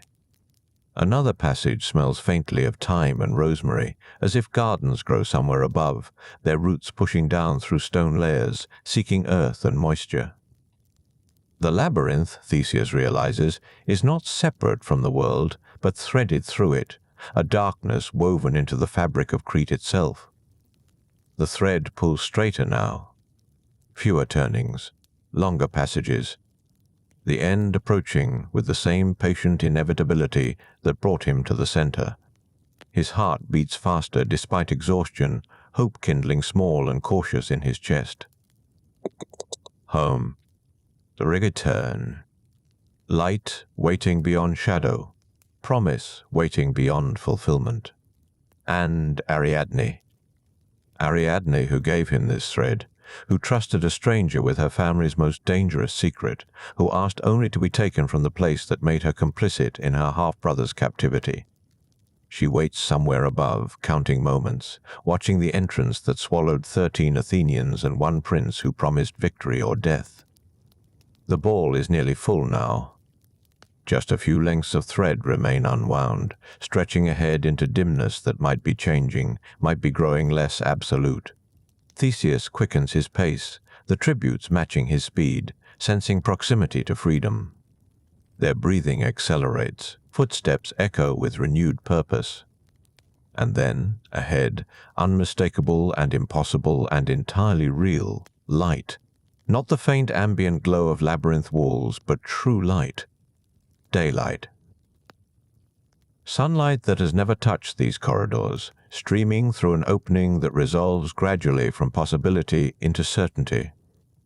The entrance, the threshold, the doorway between death's dominion and the world of breath and choice. Theseus's throat tightens. Behind him, someone makes a sound between sob and laugh. The thread leads straight toward that brightness, faithful to the last, true as Ariadne's promise. Wind and walk, wind and walk. The final lengths gathering onto the ball, the red wool that bought their lives with simple, patient guidance. They emerge into afternoon sunshine that seems impossibly bright, impossibly warm.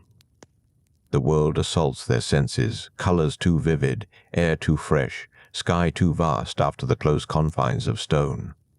Theseus stands blinking in the entrance, the 14 tributes flowing past him into gardens where thyme and rosemary grow wild, exactly as he smelled them through the stone. The gardens stretch before them, terraced slopes descending toward the palace below, where white columns catch the afternoon sun and cast precise shadows across painted courtyards. Theseus remains at the labyrinth entrance, the thread's final length clutched in his hand, the ball now swollen with reclaimed distance. He stands at the threshold between darkness and light, unable quite to believe in the transition. Behind him, the labyrinth breathes its ancient, patient breath, unchanged by what has transpired in its depths. The entrance seems smaller from this side, less terrible, just another doorway cut in Cretan stone.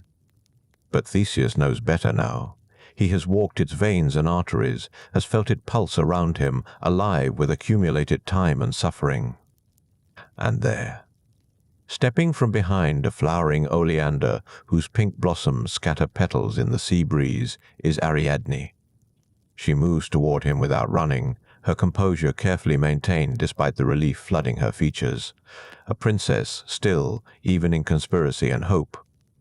Her robes catch the light, saffron yellow over white linen, and her dark hair is bound with copper wire worked into spirals. She has been watching, Theseus realizes. Waiting in these gardens since the labyrinth took him, trusting thread and stranger in equal measure. Their eyes meet across the distance. Neither speaks immediately. The tributes sink onto sun-warmed grass, weeping or laughing, or simply staring at sky they thought they would never see again. One girl touches flowers growing near the path, stroking petals with trembling fingers, as if beauty itself has become miraculous. Ariadne extends her hand, and Theseus places the thread ball into her palm. The weight of it surprises her. So much wool, gathered back from so much darkness. She looks at it for a long moment, this simple tool that saved 14 lives and ended one, then tucks it inside her robe near her heart. "The Minotaur?" she asks quietly, already knowing the answer but requiring the words to make it real. "Dead," Theseus replies. His voice sounds strange in open air, rough with exhaustion and something deeper. Quickly, as mercifully as such things allow, Ariadne's expression shifts through several emotions too complex to name. Grief, perhaps, for the half-brother she never truly knew. Relief that his captivity has ended. Shame for the relief. Her eyes glisten, but no tears fall. She has spent her grief long ago, Theseus suspects, across years of knowing what lived in darkness beneath her father's palace. "We must leave," she says. Before the guards change at sunset. Before anyone discovers the tribute has returned without permission or precedent. Theseus nods. Adrenaline that sustained him through the labyrinth begins draining away, leaving exhaustion heavy in its wake. But there is no rest yet. Not here. Not in Crete, where King Minos sits in judgment and power, where discovery means death for all of them.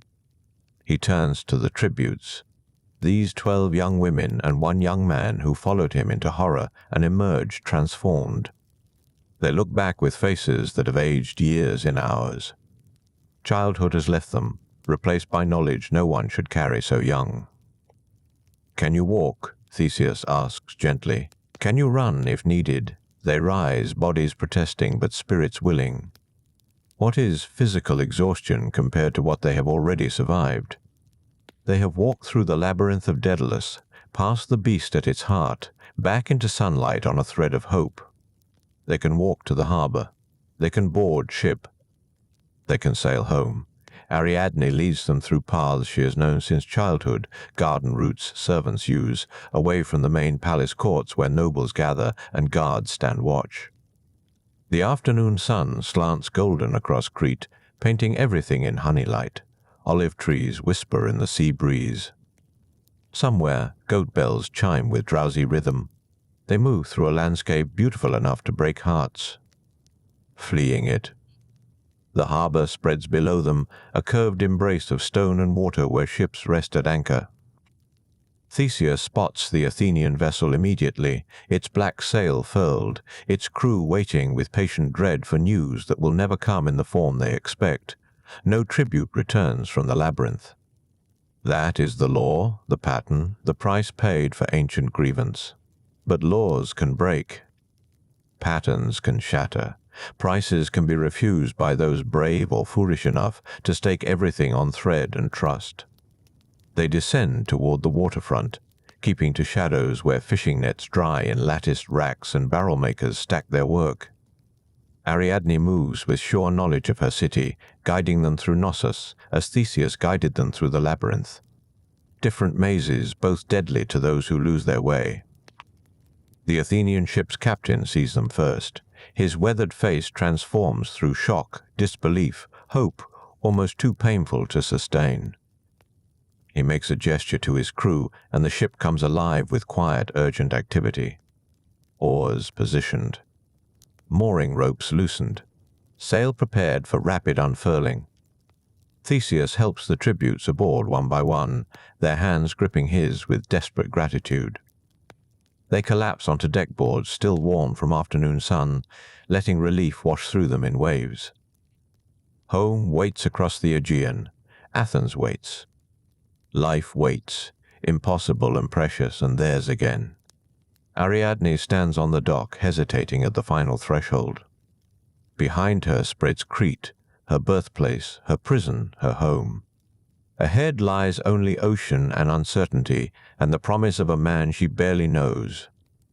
Her hand finds the thread ball through her robe, that simple weight against her ribs. She steps aboard. The ship pushes away from stone, oars dipping into water that reflects the reddening sky. Distance grows between vessel and harbor, between flight and consequence. On the dock, a few fishermen watch with mild curiosity, seeing nothing more remarkable than a ship departing at an odd hour. They do not know they are witnessing the end of tribute, the breaking of curse, the moment when old cruelty finally fails. Theseus stands at the stern beside Ariadne, watching Knossos recede. The palace glows white and gold on its hill, beautiful and terrible, holding in its depths a labyrinth that now contains only echoes and one vast silence at its heart. "My father will be furious," Ariadne says quietly. Not fear in her voice, but simple statement of fact. "My father will be overjoyed," Theseus replies. Then remembers the black sails, the promise made before departure. If he lives, he will change them to white, so Aegeus knows from afar that his son returns victorious. He must remember. The moment land appears on the horizon, he must raise white sails to replace morning's color. The thought settles into his mind with the weight of vow renewed. He will not forget. Too much depends on memory, on keeping faith with those who love us enough to wait on distant shores, watching for ships that carry hope or grief in the color of their canvas. Night settles across the Aegean. Stars emerge, those same points of light that guided them to Crete now guiding them home. The tributes sleep in exhausted heaps, their breathing steady with survival's deep relief. Ariadne sits with her back against the mast, the thread ball cradled in her lap, her eyes fixed on horizon swallowed by darkness. Theseus should sleep. His body demands it, every muscle crying out for rest. But his mind remains alert, watching the black water, thinking of what waits ahead. Athens will celebrate, songs will be sung. His name will be woven into story, the prince who entered the labyrinth and emerged victorious. But he will remember. He will remember Asterion's face, more human than beast, more victim than monster. He will remember the red thread, simple wool that held 14 lives in its patient guidance. He will remember Ariadne's courage, abandoning everything for people she did not know, trusting thread and stranger when trust seemed madness. The ship rocks on gentle swells. The sea breathes its ancient rhythm beneath the keel. And Theseus, watching stars wheel overhead, wins the memory of this day around his heart like thread around a spool. Knowing some journeys mark us forever, some labyrinths we carry long after we have found our way back to light. The island appears at midday, rising from the sea like a dreamed thing taking form. Naxos, green-hilled and crowned with mist, where vineyards climb toward peaks that seem to touch clouds.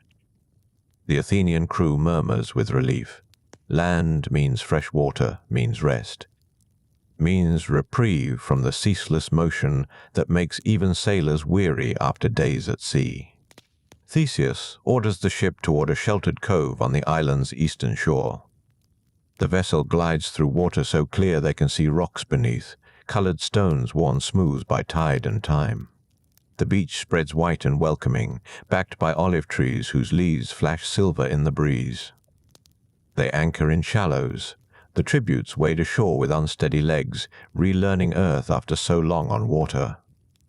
They collapse onto sand, still cool from morning shade, laughing with exhaustion, touching solid ground as if it might dissolve like dream. Ariadne steps carefully from the ship, her saffron robes gathered above the waterline. She has been quiet during the voyage, watching Crete shrink behind them until it became merely a suggestion of land, then nothing at all. Now she walks slowly up the beach, her feet leaving prints. The tide will erase before nightfall. The crew sets about practical tasks. Water barrels need refilling. The sail requires mending where wind worried a seam. Provisions must be checked, dried fish and barley counted. Theseus organizes work details with efficient care, but his eyes keep finding Ariadne where she sits beneath an olive tree, gazing not back toward Crete, but inland, toward the island's mysterious heart. Strange, how she seems more distant now than she did in the labyrinth's shadow. As if crossing open water has created space between them, that stone corridors could not. The afternoon passes in quiet industry. A stream is found tumbling down from higher ground, cold and sweet. They fill every vessel they carry while tributes wade in shallows, washing away the labyrinth's dust, the ship's salt, the residue of fear that clings even after danger passes. Evening comes gently to Naxos. The sun descends through layers of gold and rose, painting the western sky with colors that have no names. Fires are lit on the beach. Fish caught in tidal pools roast on driftwood flames. The smell of cooking mingles with pine resin and sea air. Theseus finds Ariadne walking the shoreline where wavelets collapse in rhythmic whispers. She holds something in her hands, the thread ball, he realizes, though most of its length remains wound within. She has kept it, this simple thing that saved them all. Tomorrow we sail for Athens, he says, falling into step beside her. 2 days if the wind holds. She nods without speaking. Her face in the fading light seems carved from different substance than before, remote and lovely as statues in her father's palace.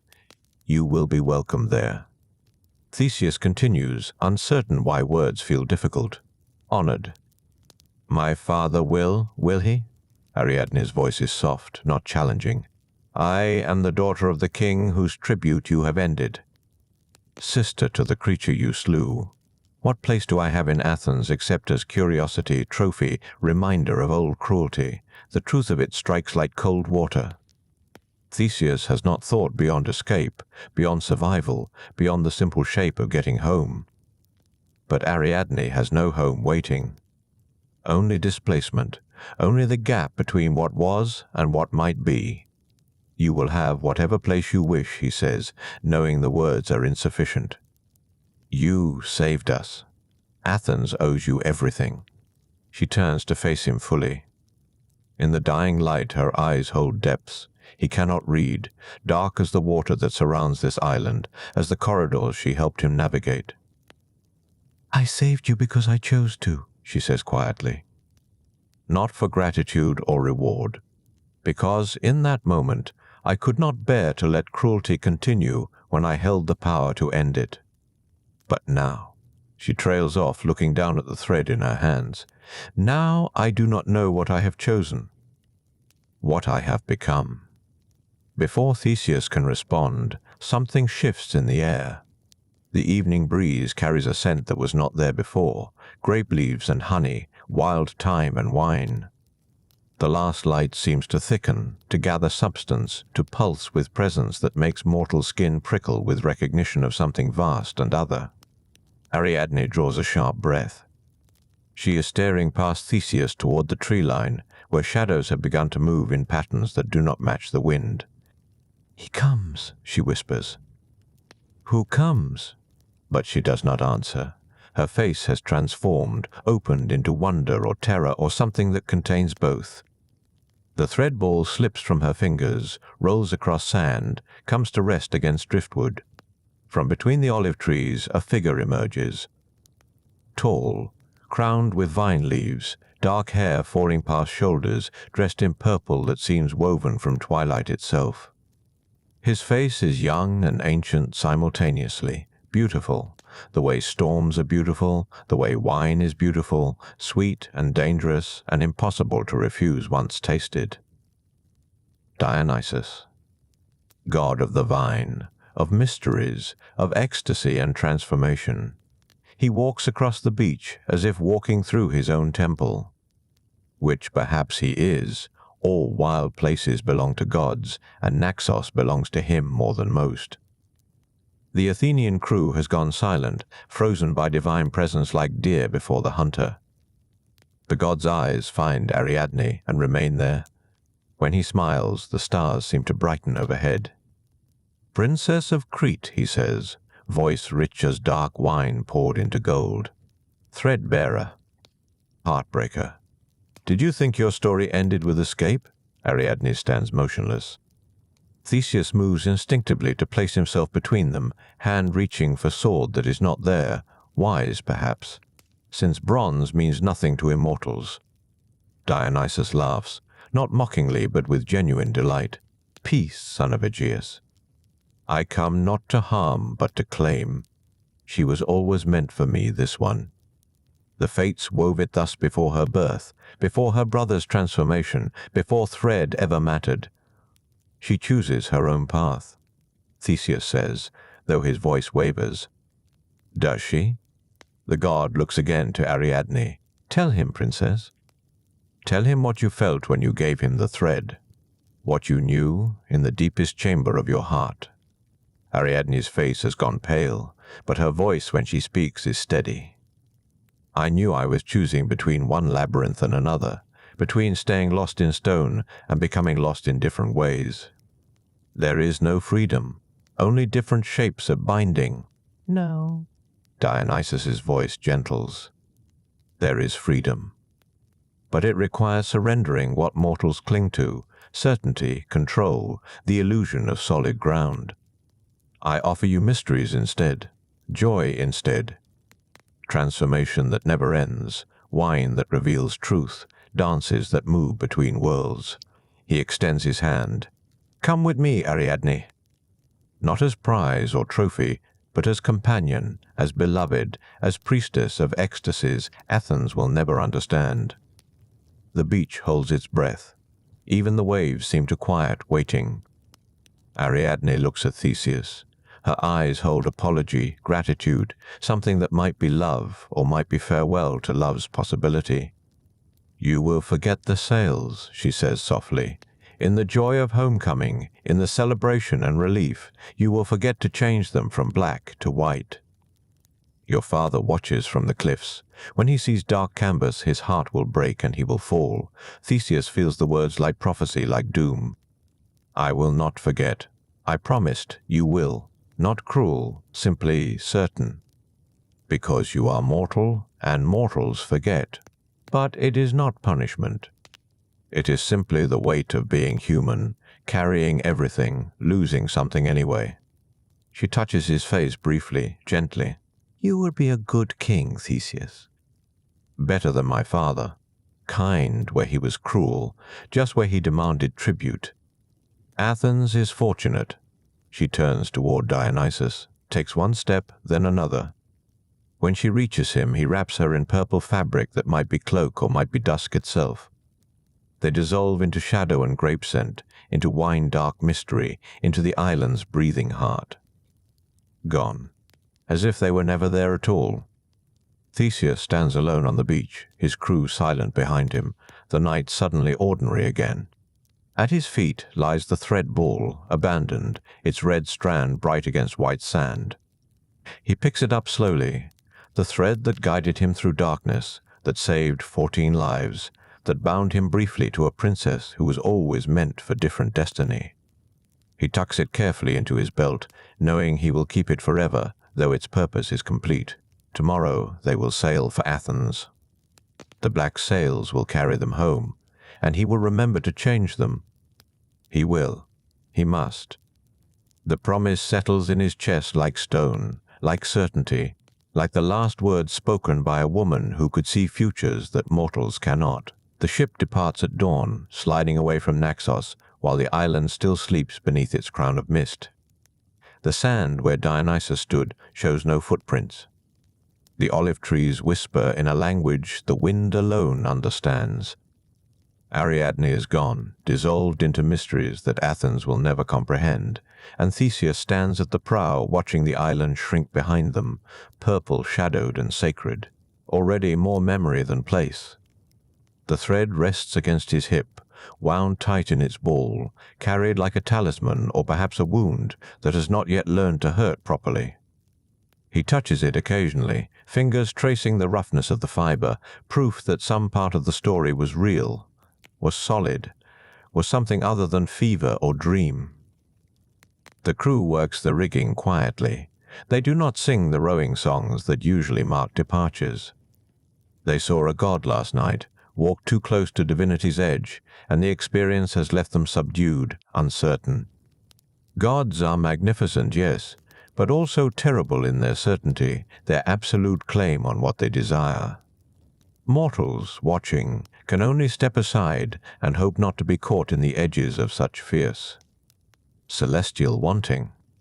One of the younger tributes, a boy named Cimon, whose voice has only recently deepened, approaches Theseus carefully. He carries a wineskin and 2 wooden cups, an offering, an excuse for conversation. "Will she be well, do you think?" he asks quietly. The princess, with him. Theseus considers this. The wine Cimon pours tastes of resin and honey, mortal vintage, nothing like the sweetness that filled the air when Dionysus spoke. He drinks slowly before answering. "I think she chose," he says finally, "not between good and ill, perhaps, but between what she was and what she might become." Dionysus does not force. He offers. The god of wine knows something about willing surrender, about choosing intoxication over clarity, because clarity is not always the blessing we pretend. Cimon nods, though his face suggests incomplete understanding. He is too young yet to know how many kinds of freedom exist, how often the escape from one cage leads directly into another. But he will learn. They all will. Time teaches what words cannot. "And us?" the boy asks. "We go home now?" Truly home? Truly home. Theseus grips his shoulder gently. Athens waits. Your families wait. The long nightmare of the tribute ends with us. No more children sent to Crete. No more grief carved into the city's bones every 9 years. We bring that gift back. Thread and courage, and the death of a monster who was himself a victim of crueler creators. The words sound proper, heroic even. The kind of thing bards will repeat in great halls over roasted meat and wine. But Theseus feels their hollowness even as he speaks them. Victory is not as simple as survival. The monster is dead, yes, but so is the king's son, whose death demanded the tribute in the first place, and Pasiphae's curse that created the Minotaur remains unexplained, unpunished. Woven into Crete's history like rot in timber, he thinks of Ariadne, who lived her whole life in the palace that contained her monstrous half-brother, who must have heard him sometimes in the depths below Knossos, bellowing in loneliness and confusion. What weight that must have been, what shame and sorrow and terrible pity. No wonder she gave the thread away. No wonder she chose the wild god over the mortal hero. Some salvations look like abandonment from certain angles. Some abandonments are the only mercy available. The wind shifts, filling the black sails with air that smells of open water, of distance, of horizons unfolding. Poseidon's domain stretches endlessly in all directions, grey-blue and breathing, holding the ship like a father's hand beneath a learning child. Theseus knows his divine parentage now, feels the sea's recognition. The way the waves part more gently than they should, the way the current favors their passage, his other father waits on Athens' shore. Aegeus, who raised him, who taught him kingship and justice and the weight of responsibility, who made him promise, in the dark before departure, to change the sails from black to white if he survived. So the old king could know from a distance whether to prepare for grief or celebration, Theseus touches the thread ball again, the red strand visible where it emerges. Red like blood, like wine, like the sunset that painted Naxos gold before the god arrived. He must remember. Must change the sails. The promise binds him more surely than any thread, any labyrinth. But Ariadne's words echo, "You will forget," spoken with such certainty, such quiet sorrow, as if she read it in stars or wine dregs, as if the fates whispered it to her in the language gods understand. He wants to deny it, to rage against prophecy the way mortals always do, believing will and determination can rewrite what is already written. Instead, he looks toward Athens, still days distant, still beyond the curve of the world. Home. Throne.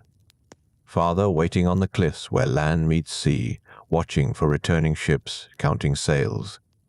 I will remember. Theseus whispers to the wind, to the waves, to whatever powers listen when mortals make promises they believe they can keep. I will not forget. The sea does not answer. The sails remain black, dark as morning, dark as the labyrinth's heart, dark as the distance between intention and outcome. Days pass in wind and water. They stop briefly at small islands for provisions, dried fish, fresh water from springs that taste of stone and sky, olives preserved in brine. The crew grows lighter as Athens approaches, singing now, laughing, making plans for reunions with family and lovers left behind. Theseus participates but does not join, not fully. Some part of him remains on Naxos, watching purple shadows dissolve into divine mystery. Another part walks still through the labyrinth, following thread through impossible darkness. The present moment, this ship, this journey home, feels thin somehow, like parchment stretched too tightly, showing what lies beneath. At night he dreams of the Minotaur, but gently, without horror. The creature sits in the maze's center, surrounded by old bones and older grief, and when it sees Theseus approaching, it speaks with a voice half human, half beast, wholly sad. "Thank you," it says in the dream, "for ending what should never have begun." Theseus wakes with salt on his face, unsure if the wetness comes from spray or tears.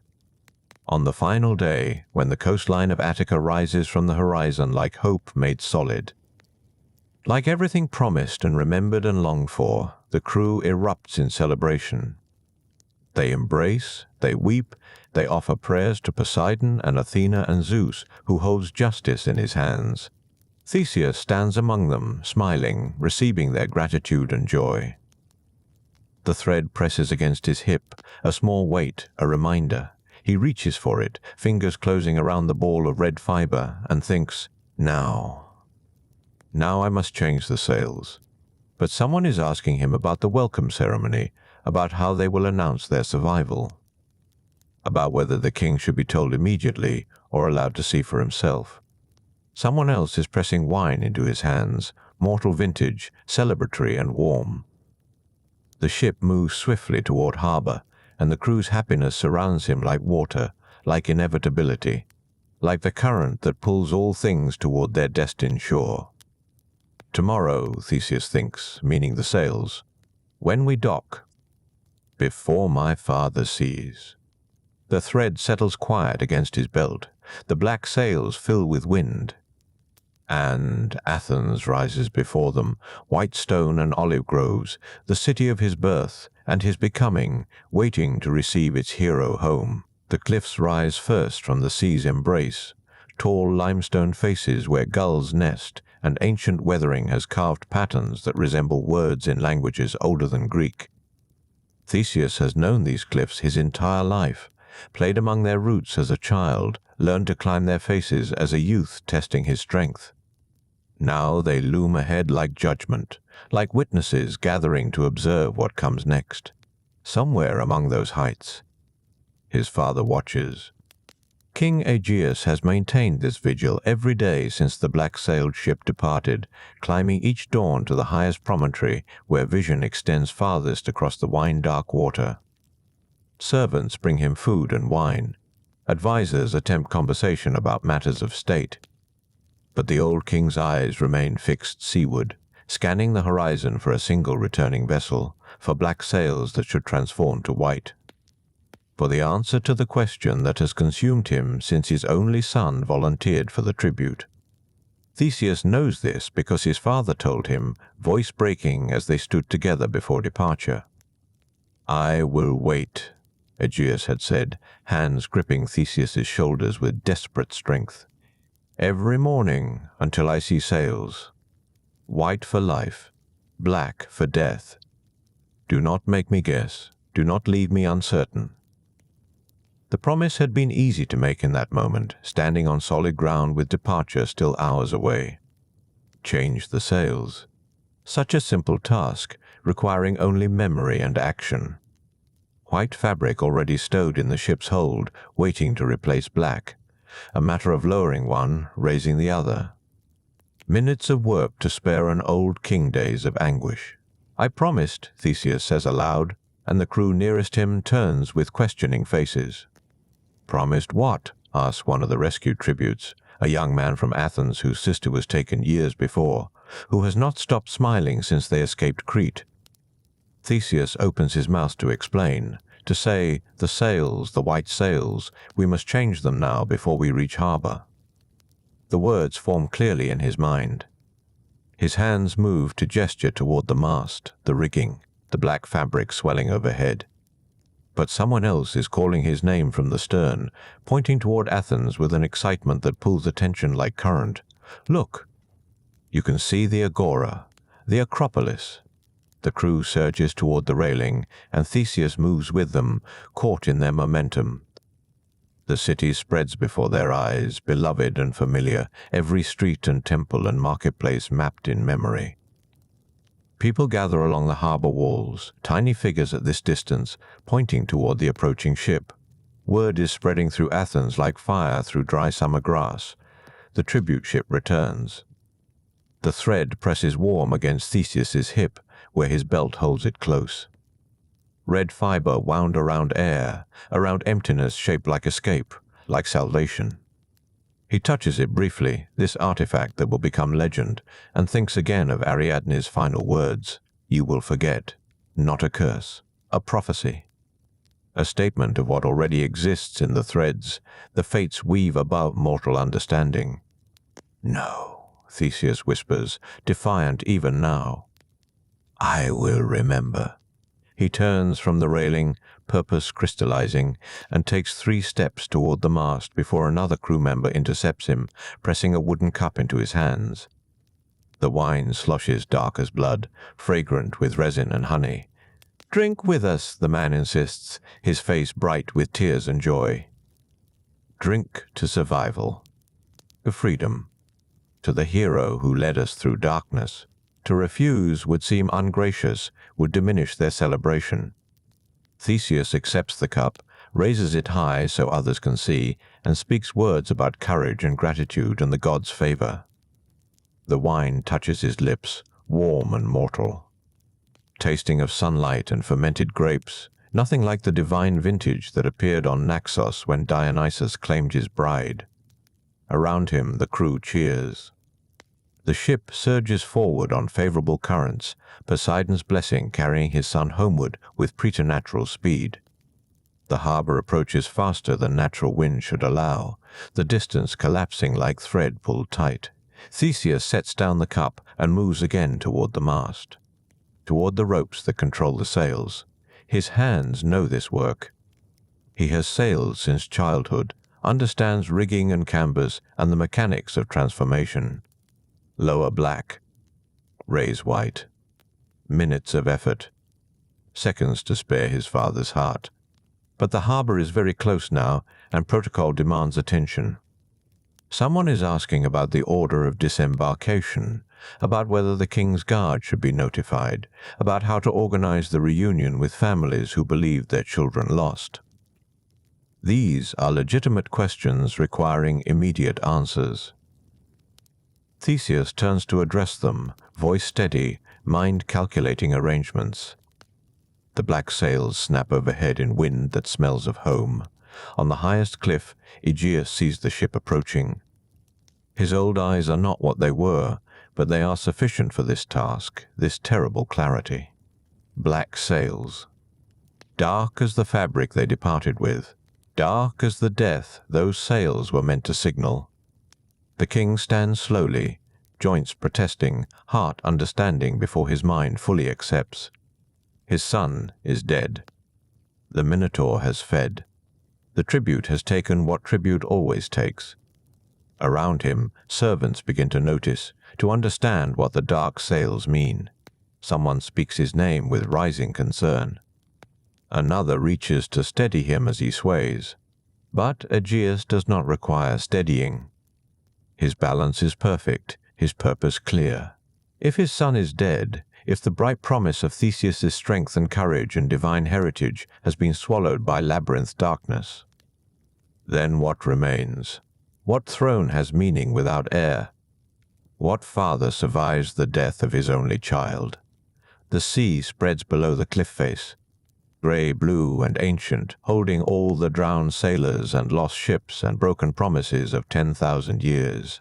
Poseidon's realm, deep and patient, accepting what the land cannot hold. Aegeus steps forward into empty air. The fall is long enough for memory, for the flash of Theseus as an infant, as a boy lifting his father's sword from beneath the stone, as a young man volunteering for death to save his city. Long enough for love and grief to merge into something beyond words, beyond thought. The water receives him without judgment, without ceremony. King Aegeus enters the sea and does not rise. On the ship, now gliding into harbor amid cheering crowds, Theseus secures the final rope and turns to receive the adoration of Athens. White stone gleams in afternoon sun. Olive trees whisper in wind that carries the scent of time and celebration. Home, victory, survival. The black sails hang dark overhead, forgotten in the joy of arrival. Behind him the thread rests quiet at his belt, red strand wound tight, its purpose served, its prophecy complete.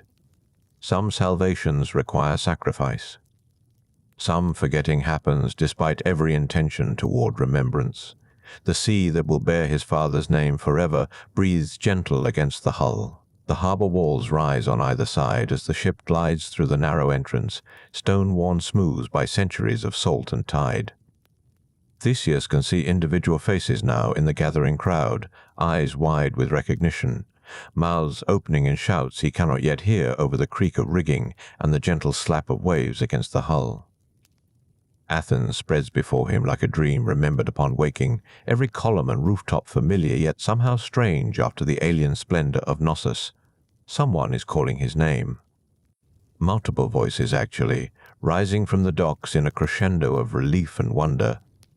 The rescued tributes behind him begin to weep openly, seeing their families pressing forward through the crowd, arms already reaching across the water that separates ship from shore.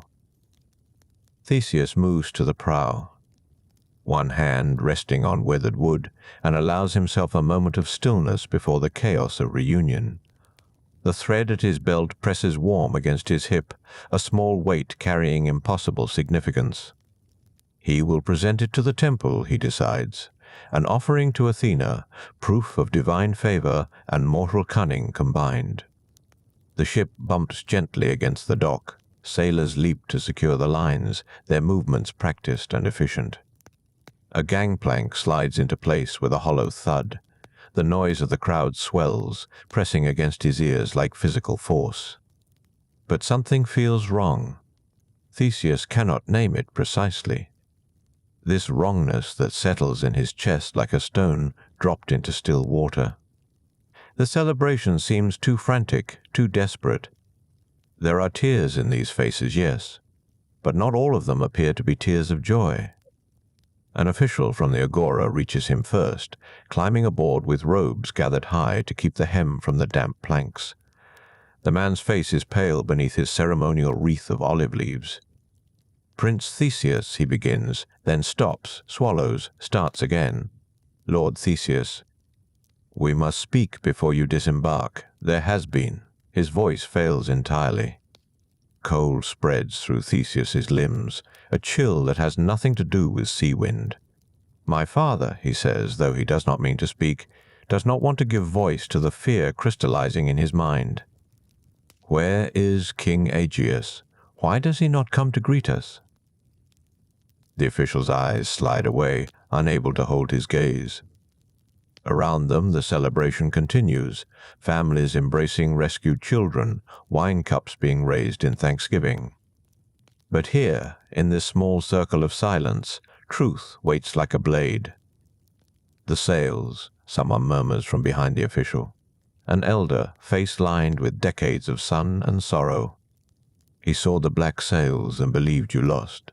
Understanding arrives not as sudden revelation, but as slow horror, rising like water flooding a ship's hold.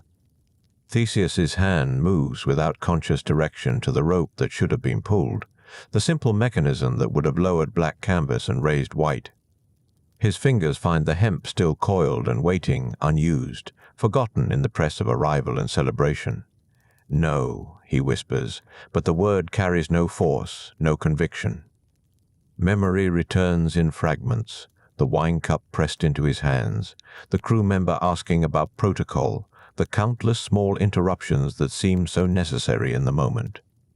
The distance collapsing between ship and shore while the black sails hung overhead, pronouncing his death to watching eyes. Where? Theseus asks, though part of him already knows. There is only one place his father would have been, only one vantage point high enough to see approaching ships from sufficient distance. The cliffs. The official confirms, voice barely audible above the harbor noise. When he saw the dark sails, he... The sentence dies unfinished, but completion is unnecessary. Some actions require no elaboration. The thread at Theseus's belt seems suddenly heavier, its red color too bright, too visible. Ariadne's gift that led him through impossible darkness now feels like accusation, like evidence of the price paid for his salvation. She had warned him, hadn't she? Spoken of forgetting, of how the mind releases what it cannot hold amid other demands. Theseus moves to the ship's rail and looks toward the distant cliffs where limestone rises sharp against afternoon sky. From this angle, he cannot see the place where his father stood, cannot distinguish the exact point where old Aegeus stepped into empty air. But he knows it is there, will always be there, marked invisibly in stone and memory. The sea, someone says behind him, speaking to the assembled crowd now, making announcement. King Aegeus has entered the sea. From this day forward, these waters will bear his name in remembrance. The Aegean, we will call it, in honor of the king who loved his son enough to die believing him lost. A murmur runs through the crowd, some innovation of grief and respect. Already the legend is forming, the story that will outlast the individual details of this moment. Theseus can hear it taking shape in their voices, the faithful king, the devoted father, the tragic vigil ending in noble death. But he knows the truth is smaller, more terrible. A forgotten task, a moment of distraction. The black sails that should have been changed remaining dark overhead while jubilant crews celebrated survival. No grand tragedy, merely human error, compounded by circumstance and speed. The rescued tributes are disembarking now, stumbling down the gangplank into waiting arms. Their joy feels obscene beside his grief, yet he cannot begrudge them this reunion. They have survived the labyrinth, faced the Minotaur, emerged from darkness that should have consumed them. They deserve this happiness, even as he drowns in sorrow of his own making. Lord Theseus, the official says again, more formally now, voice carrying across the dock. Athens requires a king. Your father is gone, taken by the sea in grief. You are his heir, his chosen successor. The throne awaits your acceptance. The throne, the responsibility. The city spreading before him in afternoon light, every citizen looking toward the harbor, toward him, waiting to see what shape their future will take. Theseus had imagined this moment differently, had pictured himself presenting the red thread to his father, explaining Ariadne's cleverness, describing the labyrinth's defeat. Instead, he inherits a kingdom through absence, through the void where Aegeus should be standing. He touches the thread one final time, feeling its texture beneath his fingertips. This strand that saved his life, that guided him through impossible passages, that cost Ariadne everything she knew and cost his father everything he was. The price of survival, measured in losses that compound like interest on unpaid debts. "I accept," Theseus says. Because what else can be said? Because Athens needs continuity, needs strength, needs someone to stand where Aegeus fell. The words taste of ash and obligation, but they are the only words available. The crowd erupts in acknowledgement, a sound halfway between celebration and mourning. Someone produces a crown of olive leaves, the traditional symbol of Athenian kingship. It settles onto Theseus's head, feeling heavier than gold, heavier than stone. Around him, servants begin organizing the formal procession that will carry him from harbor to palace, from ship to throne. But Theseus remains still a moment longer, looking past the celebrating crowds toward the distant cliffs where his father made his final choice. The sea breathes gentle against the hull, patient and eternal, accepting what the land cannot hold. Somewhere beneath those gray-blue waves, Aegeus rests in Poseidon's realm, claimed by the god who may or may not be Theseus's true father. The irony cuts deep. If the king of the sea is indeed his sire, then Theseus inherits two kingdoms, one of stone and olive trees, one of salt and endless depth. But he would trade both for the chance to change those sails, to spare one old man standing vigil on a cliff to remember what should never have been forgotten. The Aegean Sea, they will call it now. His father's name transformed into geography, into the water that separates islands, into the routes sailors navigate between myth and memory. Some monuments are carved from grief rather than stone, made permanent through collective speaking, through the repetition of a name that means both place and loss. Theseus steps onto the gangplank, beginning the warp that will carry him from ship to shore, from prince to king. The thread stays at his belt, red strand wound tight, its story complete, though its consequences continue to unfold like rope paying out into darkness. The palace halls smell of beeswax and old stone. Familiar scents from childhood now return to greet him as king rather than prince. Servants light oil lamps as evening approaches, casting warm light across painted frescoes that depict Athens' foundation, the olive tree's sacred gift, the generations of rulers who preceded him. Theseus walks these corridors with the olive crown still pressed against his temples, each step a commitment he cannot revoke. The throne room stands empty when he enters, vast and echoing, designed to make even kings feel small before the weight of governance. His father's throne rises on its dais, carved from dark wood generations old, worn smooth by the bodies of rulers long departed. Theseus approaches slowly, aware that sitting here transforms everything, makes permanent what shock and circumstance have temporarily arranged. He does not sit immediately. Instead, he stands beside the throne, one hand resting on its arm, feeling the ancient wood beneath his palm. Aegeus sat here this very morning, watching the harbor, waiting for sails that would tell him whether his son lived or died. The throne still holds his warmth, or perhaps that is merely imagination, grief-making poetry from furniture and loss. Through the high windows, the last sunlight spreads gold across the Aegean Sea. From this height, the water looks peaceful, innocent, giving no sign of the violence it witnessed hours ago. Waves catch the dying light and throw it back transformed, creating pathways of brightness between darker troughs. Sailors call such moments the gods' roads, lanes of illumination that seem to lead toward divine destinations. Theseus thinks of Ariadne, waking on Naxos to find him gone, discovering herself abandoned or claimed or transformed, depending on which version of the story proves true. He had sailed away while she slept, unable to face the conversation they should have had, unable to explain what he barely understood himself. The thread she gave him saved his life. His departure may have saved her soul, may have delivered her to Dionysus as the god desired, may have broken her heart beyond repair. He will never know which version is real. That uncertainty will accompany him through all the years ahead, another thread winding through the labyrinth of memory, never quite finding its center. A sound at the doorway makes him turn. An older woman enters, gray-haired and steady, wearing the simple robes of palace staff. She carries a tray holding bread, wine, olives, the modest meal of evening's beginning.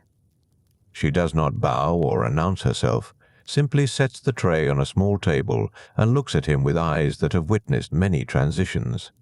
"You should eat," she says quietly. Kings require strength as much as princes, perhaps more. Theseus recognizes her vaguely from childhood, some nursemaid or housekeeper whose name he never learned. One of the invisible hands that maintained palace function while royalty performed its visible duties. She had tended Aegeus, perhaps, had brought him similar trays on similar evenings, had witnessed the old king's joy and sorrow accumulating through the years. Did he suffer? Theseus asks, though the question makes little sense. Death by falling into ocean waves cannot be comfortable, cannot be easy. But perhaps she understands what he means, whether Aegeus hesitated, whether doubt troubled him before the final step. He was certain, she says, measuring her words carefully. When he saw the black sails, his face changed. Something broke behind his eyes. He did not weep or cry out. He simply stood, turned toward the sea, and walked to the cliff's edge. Those of us who followed could not reach him in time. Or perhaps we were never meant to. The honesty cuts deeper than comfort would have. Theseus nods, accepting this version of his father's final moments.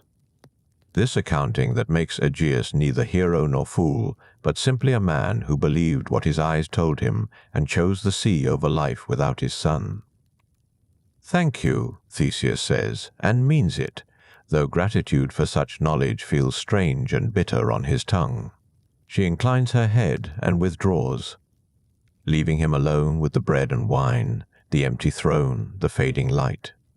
Theseus sits at last, lowering himself onto the seat his father occupied for 30 years, feeling the wood accept his weight. The throne fits differently than he imagined, neither too large nor too small, but simply other, shaped for a different body, worn into patterns his form will gradually alter through use and time. From here, he can see the entire throne room, the space where petitioners will bring their grievances, where alliances will be negotiated, where justice must be dispensed or attempted. The responsibility spreads before him like the Aegean itself, vast and potentially treacherous, requiring navigation through currents he barely comprehends. He unwraps the red thread from his belt, holding it in both hands, studying its simple construction. Just linen twisted tight, dyed deep crimson, wound into a ball that saved 14 lives by providing what the labyrinth denied: continuity, connection, a way back from the center to the world beyond. Ariadne had presented it without ceremony, explaining its purpose with quiet urgency in the midnight meeting that sealed both their fates. The thread has frayed slightly during its use, a few strands coming loose where it rubbed against stone corridors, where Theseus's grip tightened in moments of fear or triumph. These imperfections make it more precious somehow, evidence of its actual employment rather than theoretical value. This thread was tested in darkness and did not break, did not lead him astray, did not become just another dead end in the maze's infinite deceptions. He considers having it preserved. Placed in a temple to commemorate the victory over the Minotaur, displayed as evidence of courage and cleverness combined. But something resists this impulse. The thread belongs to private memory rather than public celebration, to the small moments of terror and hope that official monuments cannot adequately capture. Instead, he winds it carefully, restoring it to the compact ball it formed when Ariadne first placed it in his hands. He will keep it here, in the palace, perhaps in his private chambers where only he will see it. A reminder of paths walked through impossible darkness, of promises kept and broken, of the thin red line between survival and dissolution. The wine tastes of Attica's hillsides sharp and clean. Theseus drinks slowly, letting it warm his chest, feeling his body remember it, still lives despite grief's numbing weight. The bread is fresh, scattered with herbs he cannot name, and the olives carry salt like the sea's memory. He has become king of Athens through tragedy and forgetfulness, through his father's death and the survival the black sails failed to announce. He has inherited a city freed from Crete's cruel tribute, saved from sending its children to feed the labyrinth's central horror. This should feel like victory, should taste of triumph rather than ash. But tonight, in this empty throne room with sunset fading beyond the windows, Theseus feels only the weight of what was lost to achieve what was gained. Aegeus gone to the sea, Ariadne abandoned on Naxos, the Minotaur dead in its maze, a creature that never chose its form or fate. The thread that saved him saved others too, but at costs that compound interest on debts he can never fully repay. The stars emerge above Athens one by one, as if the sky itself is being slowly embroidered with light. Theseus watches through the high windows, the throne beneath him growing familiar with each passing moment, its wood warming to his body's heat.